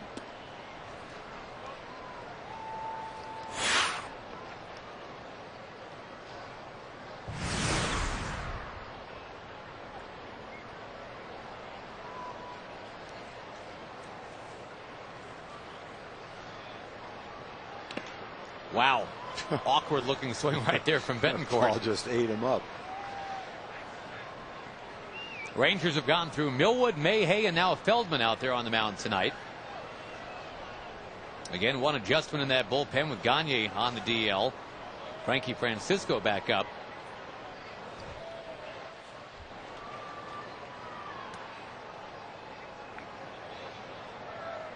Bottom third of the Seattle order here in the top of the 8th. And Betancourt again, a little twist and shout up there at the plate. Frankie Francisco still throws hard, even after the arm surgery. Mid-90s.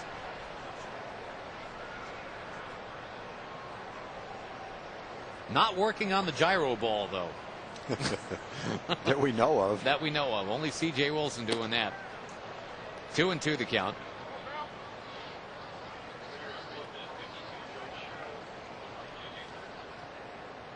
There's the gyro baller, the bright blue glove. The Wilson glove for C.J. Wilson. Betancourt lifting it to left. Catalanato backing over a piece. Catalanato locks it up. He's had a triple tonight, too.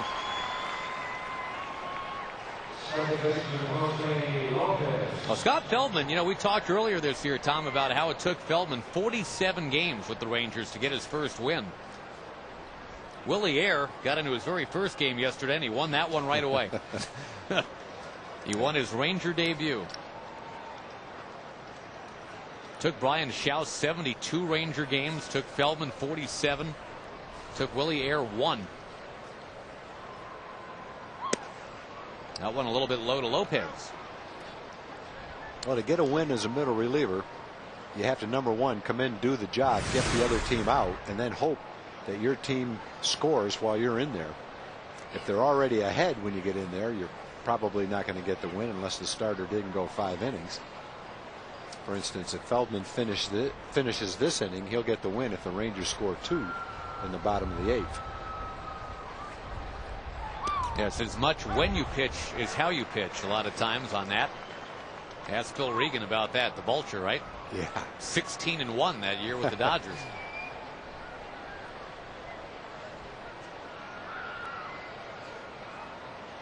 Lopez, an all-star last year for Seattle. The other way you can get a win as a reliever is come in with a 1-run lead, give up a run, and then have your team score. So you get a blown save and a win. That's why Coco Cordero had 3 wins at this time last year. That's right. Cordero's having a pretty nice go of it in Milwaukee right now. He's got 7 saves for Milwaukee. He had one of those saves yesterday or the day before.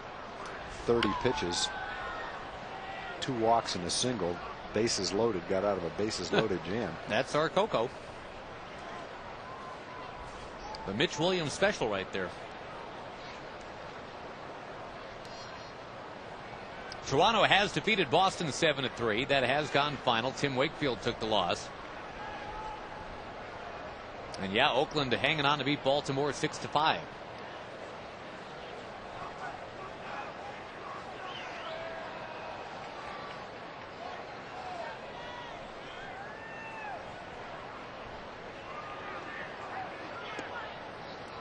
Feldman and Laird took a while to get together on the sign right there, and then Feldman just kind of flipped it into the dirt. It is 2-2. Well, it shouldn't be too difficult. There's no one on second base. It's only one sign. Scott throws mostly sinkers, sliders, an occasional changeup. That one boring right in on Lopez, but he got a piece of it.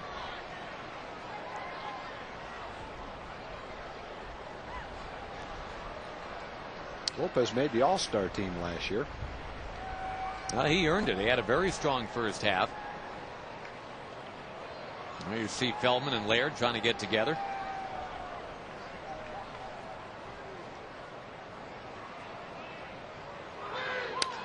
Reaches out, pokes it to right, and down for another base hit. That's kind of an end of the bat base hit for Lopez. He's been on base 3 times tonight. I don't think you can say he's smashed any of those base hits, but he's 3 for 4.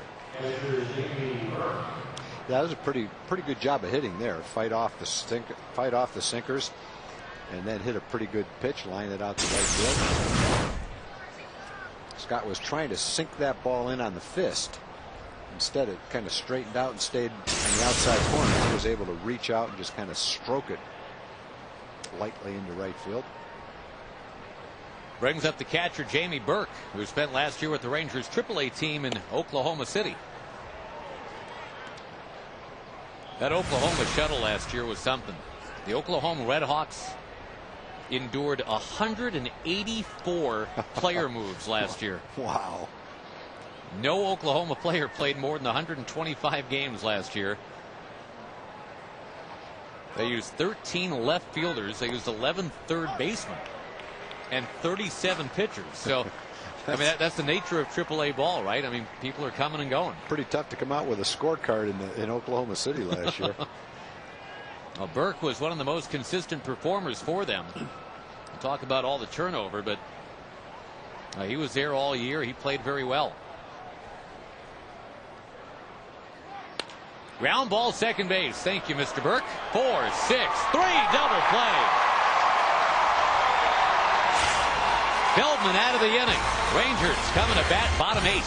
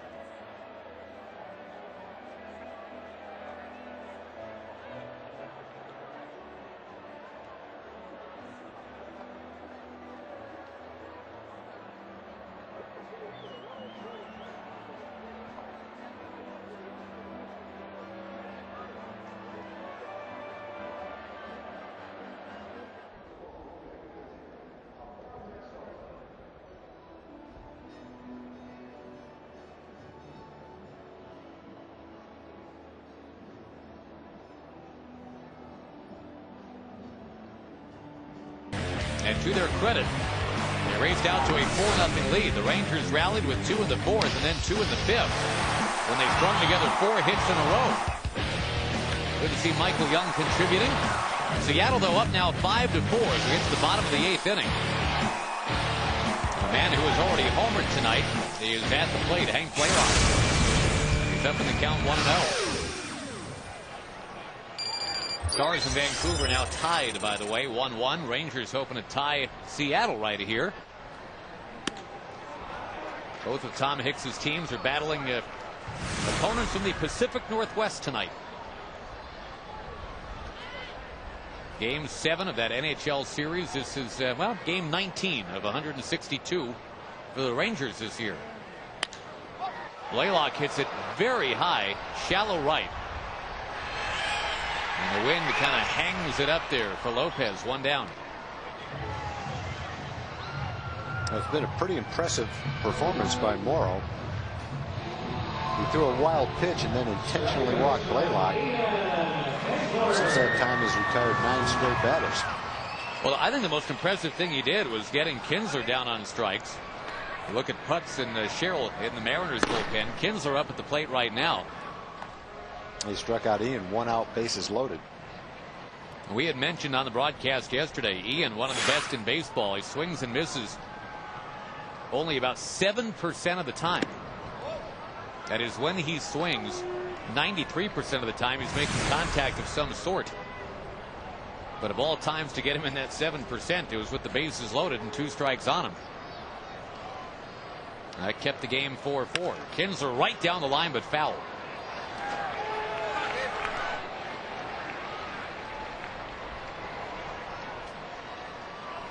Kinsler still second in the league in home runs, but he has now been doubled. A-Rod, another one. Oh, no.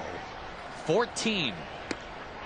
And that ties the all-time Major League record for most in the month of April. It is an American League record. Got another week left in April. I know. It's amazing. Any chance they'll have cooled off by May 2nd, because that's when the Yankees are coming in? Well, logic tells you can't get any hotter. Actually, May 1st is the first Yankee game. There are tickets available for that Tuesday, Wednesday, Thursday series. 9-7-2 Rangers, the number to call. As the Yankees and the Blue Jays come in.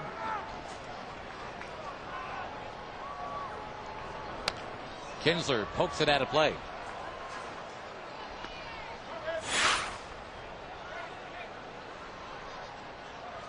There's that number right there on your screen, 9-7-2 Rangers.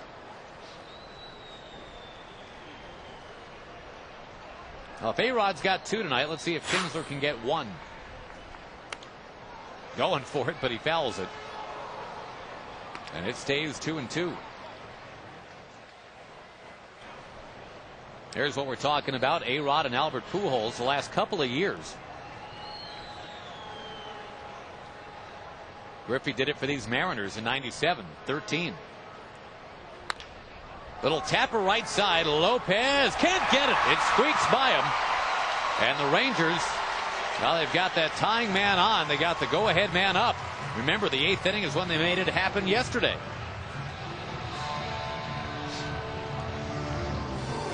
J.J. Putz is the closer. And normally you'd wait until the 9th inning to get him in the game. I think Seattle's a team that's lost 6 straight. May go whatever they have to do tonight to win a ball game. Pitching coach Rafael Chavez out to the mound. Morrow's still throwing the ball well. He's not throwing 100 miles an hour like he did the first couple of batters he faced, but it's still mid-90s. He's had a hard time. In fact, he hasn't got, I don't think he's thrown a slider for a strike all night. So you can pretty much go up there and look fastball. The problem is he's got a great fastball tonight. With 1 out here, Tag, do you think about running with Kinsler? Yeah, you know, I kind of go back to what I've said on that with Ron Washington. I think most of the runners have the green light, which means get a good lead, and if you feel like you can get a good jump and steal it, you're on your own. But don't go just for the sake of trying to steal a base. Make sure you feel like you can get a good jump. And I think under those circumstances that Ian would be free to go right here.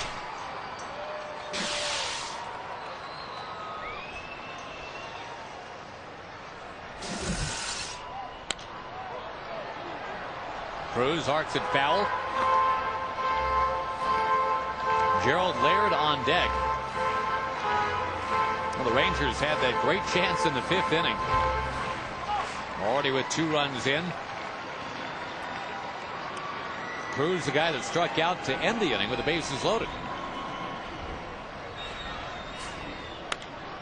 And he pops this one up right up in the back of the plate here for Burke, and he's got it. Threw that slider for a strike and got an out with it.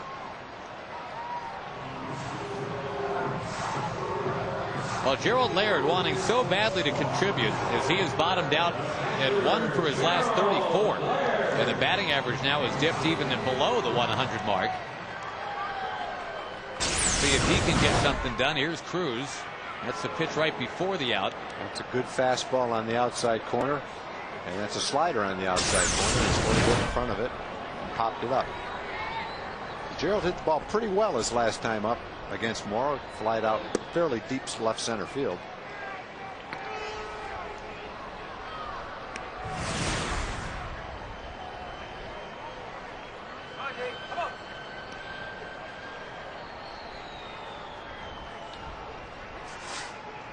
No sign of Kinsler going yet.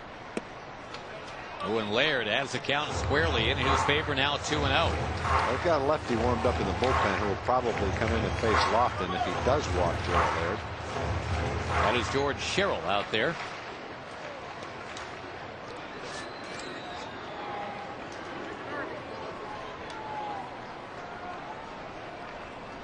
Kinsler's going this time. Burke is going to throw. It's high, and Kinsler steals the base, which takes some pressure off of Laird. All you do now is chip a single somewhere. You're going to tie the game.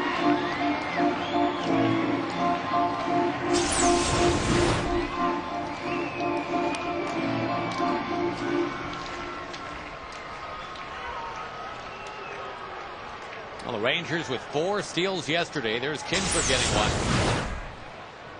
And 3-0 the count to Laird. He'll take all the way 3-1.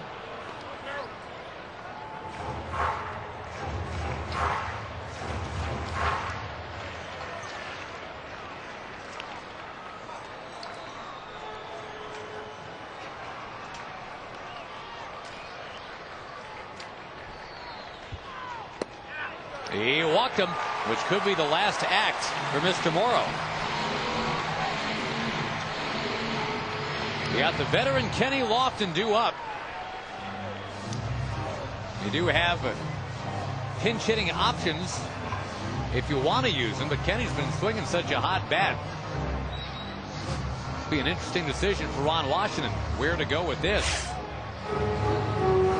George Sherrill in a 5-4 game. Or will it be O'Flaherty? Is he making the change? Is he bringing in the closer? That's a right-hander. That's not Sherrill. That's Putz. Yeah, that's going to be Putz. Sherrill was warming up, and you would think with a lefty warming up that he'd bring in the lefty, but he went to the closer. Here he comes. Toyota is new to NASCAR and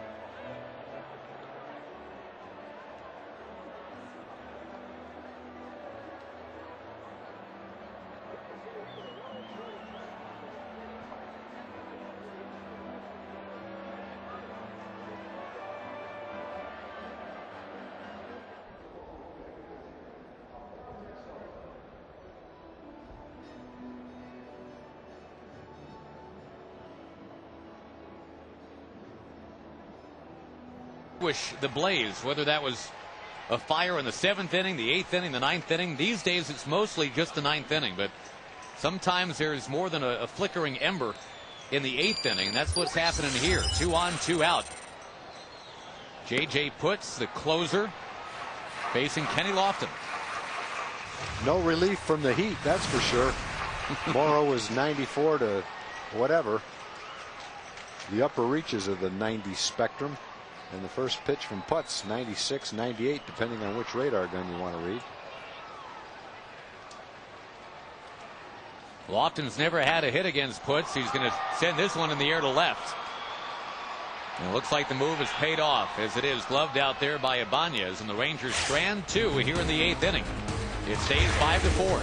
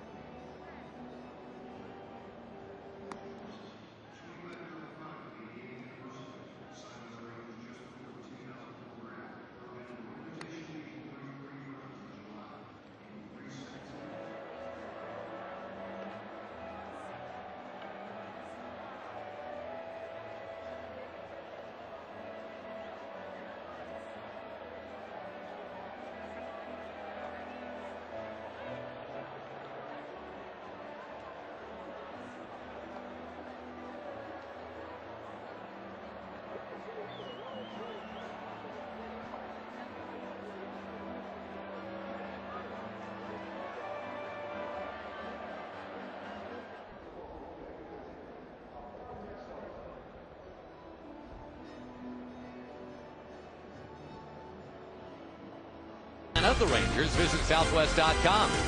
Buy Progressive for a money-saving car insurance quote. Call 1-800-PROGRESSIVE. And by your Texas Ford dealers. Bold moves. Ford is the best in Texas. On that NHL scoreboard, it's a 1-1 tie, Game 7. As the team from the Metroplex takes on a team from the Pacific Northwest. You got Pacific Northwest against a team from the Metroplex in baseball tonight as well. The Rangers are hoping for a tie. Right now they trail by 1, 5-4. We're in the 9th inning, and C.J. Wilson comes on. Ichiro, Beltre, and Vidro, the batters. Top third of the order. C.J.'s been throwing hard the last 2 times he's appeared. That one 96 miles an hour on our gun, 94 on the stadium gun. Ichiro, a homer away from the cycle, will take down too low.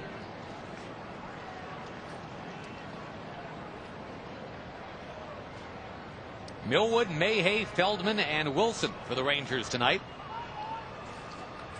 Texas trying to get to 9 and 10. Stay within a game of first place early on here. Line shot foul. That one goes rattling into the camera well. Check out the Panasonic Plasma Speed of Sports replay. Ichiro tripling earlier. Triples are always fun to watch unless they're against you, but Ichiro gives you a chance to watch. He sails in a third base on that ball down the right field line.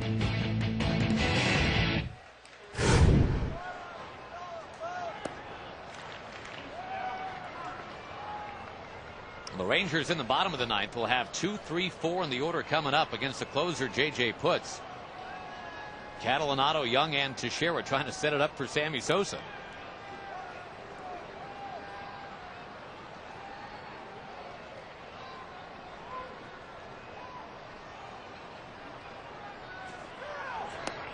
Wilson just missed 3 and 2.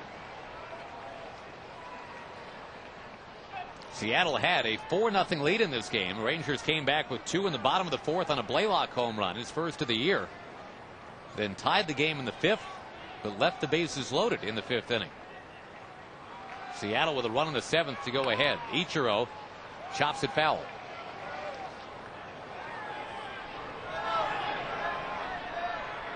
The Rangers were facing Cha Sung-Baek tonight, a guy that had always manhandled the Rangers before. But tonight the Rangers putting 4 runs up there against him in just a little more than 4 innings.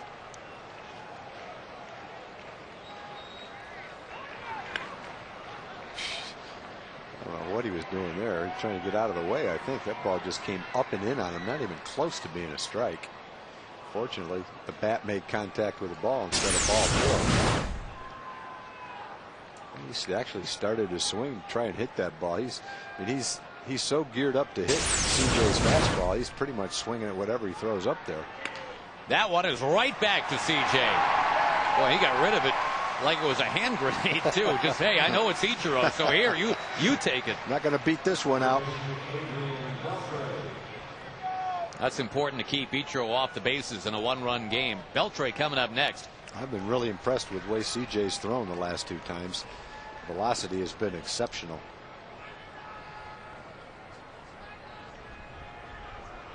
Energized by all that titanium that he's wearing there, Tag, maybe? Well, that's a titanium necklace. Braided. It's 3 of them actually braided into one.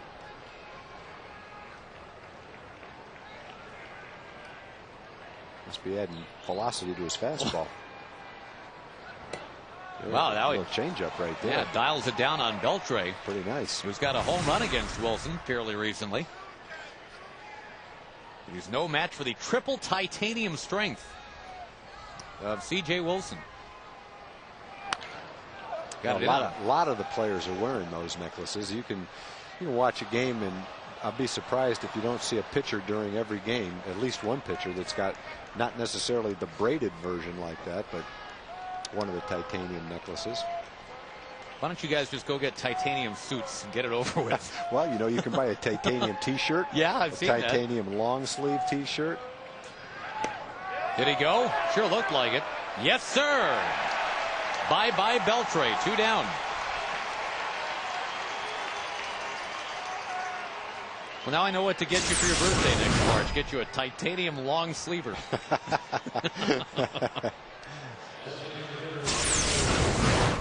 You can just hold off till they've got the titanium necklaces now that are, they say, 30 times more powerful than the regular ones. I put one of those things on, and I was lifting weights one day, and I got dizzy. I went back to the guy and said, "Is there anything strange about that?" He said, "Well, yeah, you know, sometimes your system doesn't tolerate the high strength." So I had to go back to the regular dosage. And you put that barbell through the ceiling. Was that a clue? Yeah, I mean, when I bench pressed 490 pounds, boy, I was really impressed. Got done lifting weights, did a backflip, 300 push-ups, drank a gallon of sports drink. 1-1 pitch is down and outside, and then you leapt tall buildings in a single bound. Then I ran a marathon. Well, for CJ, I mean, if he can just take care of Ichiro here, we'd be fine with that. Rangers being out hit 11-9 right now. Check swing, foul into the crowd. You can tell what, by the way the hitters are approaching the pitches that CJ's throwing, that they're not very comfortable facing CJ right now. He's got good movement on his fastball, and they're just not comfortable at all.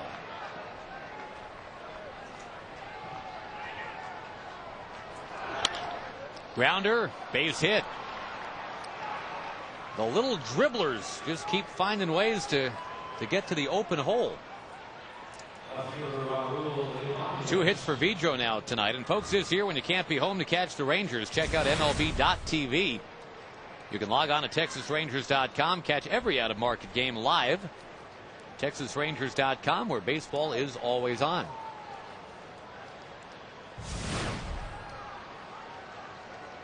Now Wilson going to go after Ibanez, a lefty. Ibanez had a wonderful season last year. Nationally, it was almost like nobody cared. I think they would have cared if they knew about it. Yeah, well, we're trying to give him some pub here. 33 home runs, 123 runs batted in. Yeah, he's a good player. That one popped way up there into the crowd. Seems to make good plays against us in the outfield, too. He's made a nice play on Catalinato in this game. A sliding catch, take a base hit away from Cat.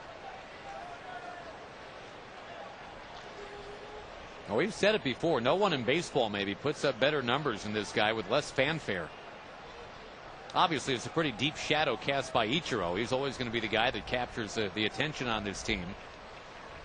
Well, you don't even get their box scores on the East Coast until a day late, so it's a little tougher to follow Seattle.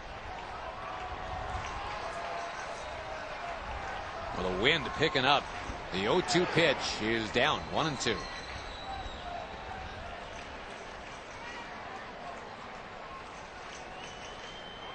Career .283 hitter, was a shade above that last year. Not bad for a one-time 36th round pick.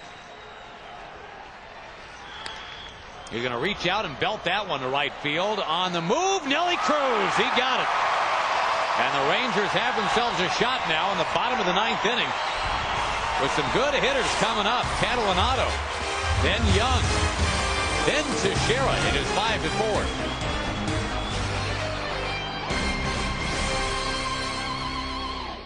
One day,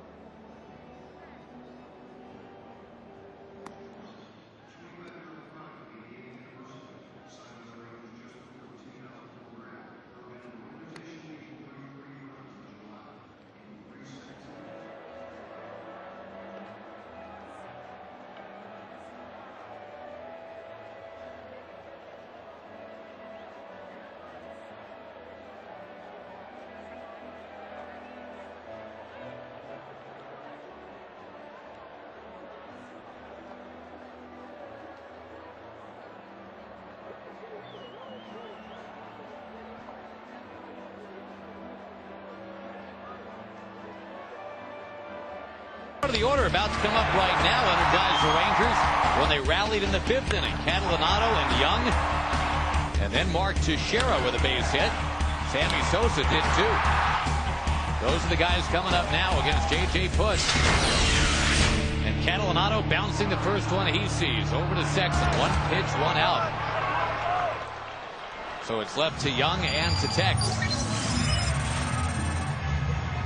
Again, Seattle without a save this entire season. For J.J. Putz, a quality closer, like my partner out of the University of Michigan. Yeah, he hasn't had any opportunities. Had a little bit of an injury in spring training, but he's throwing the ball just like he did last year right now.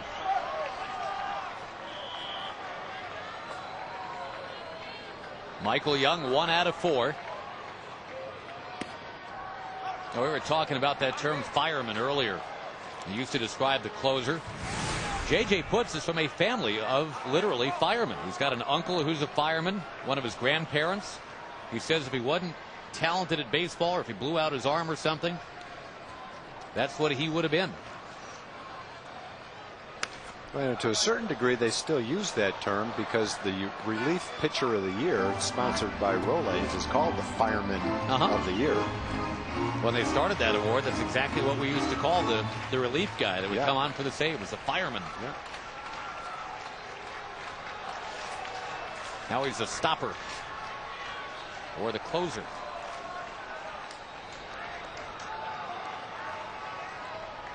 The 0-2 is high.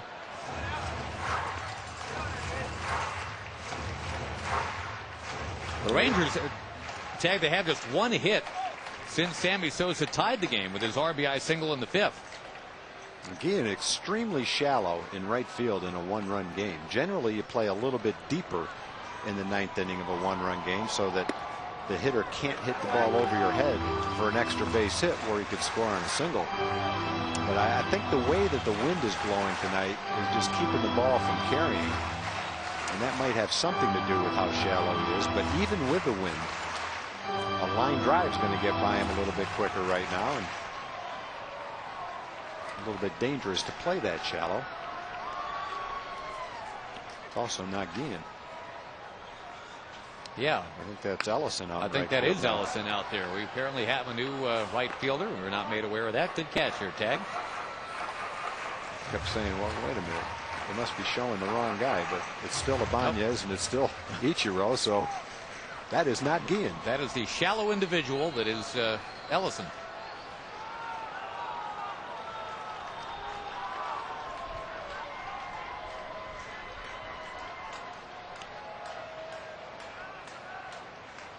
The 2-2, and it's fouled away. We'll do it again.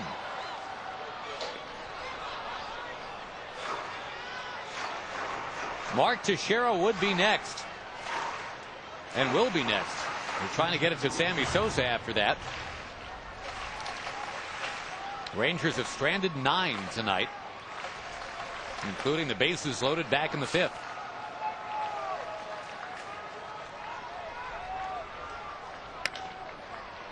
I'll give the Seattle bullpen some credit, because the Rangers are just 1 for 12 since the starter Cha Sung-baek left the game.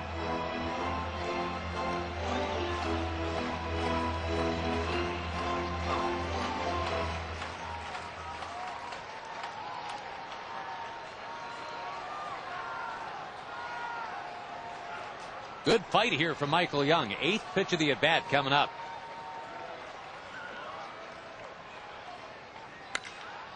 And Michael sends it towards right. There is Ellison going over and is out of room.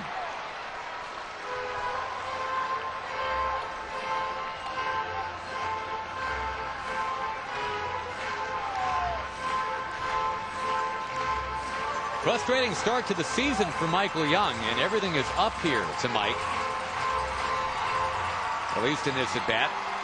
He's trying to turn things back around for himself right now. Get a big hit in the 9th inning.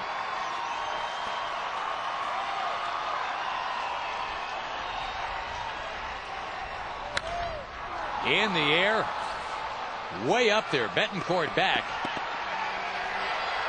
Has to move along with the wind there to take care of it, and the long at bat ends. Mark Teixeira comes up, and he needs to get on.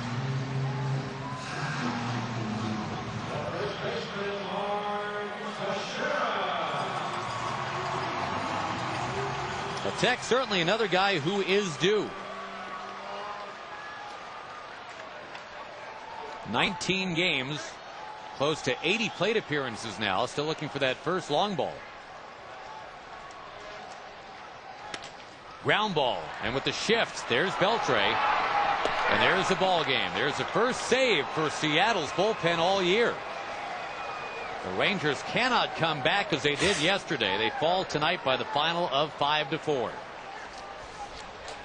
Now Seattle breaking a 6-game losing streak, improving to 6-9. The Rangers dropped to 8-11.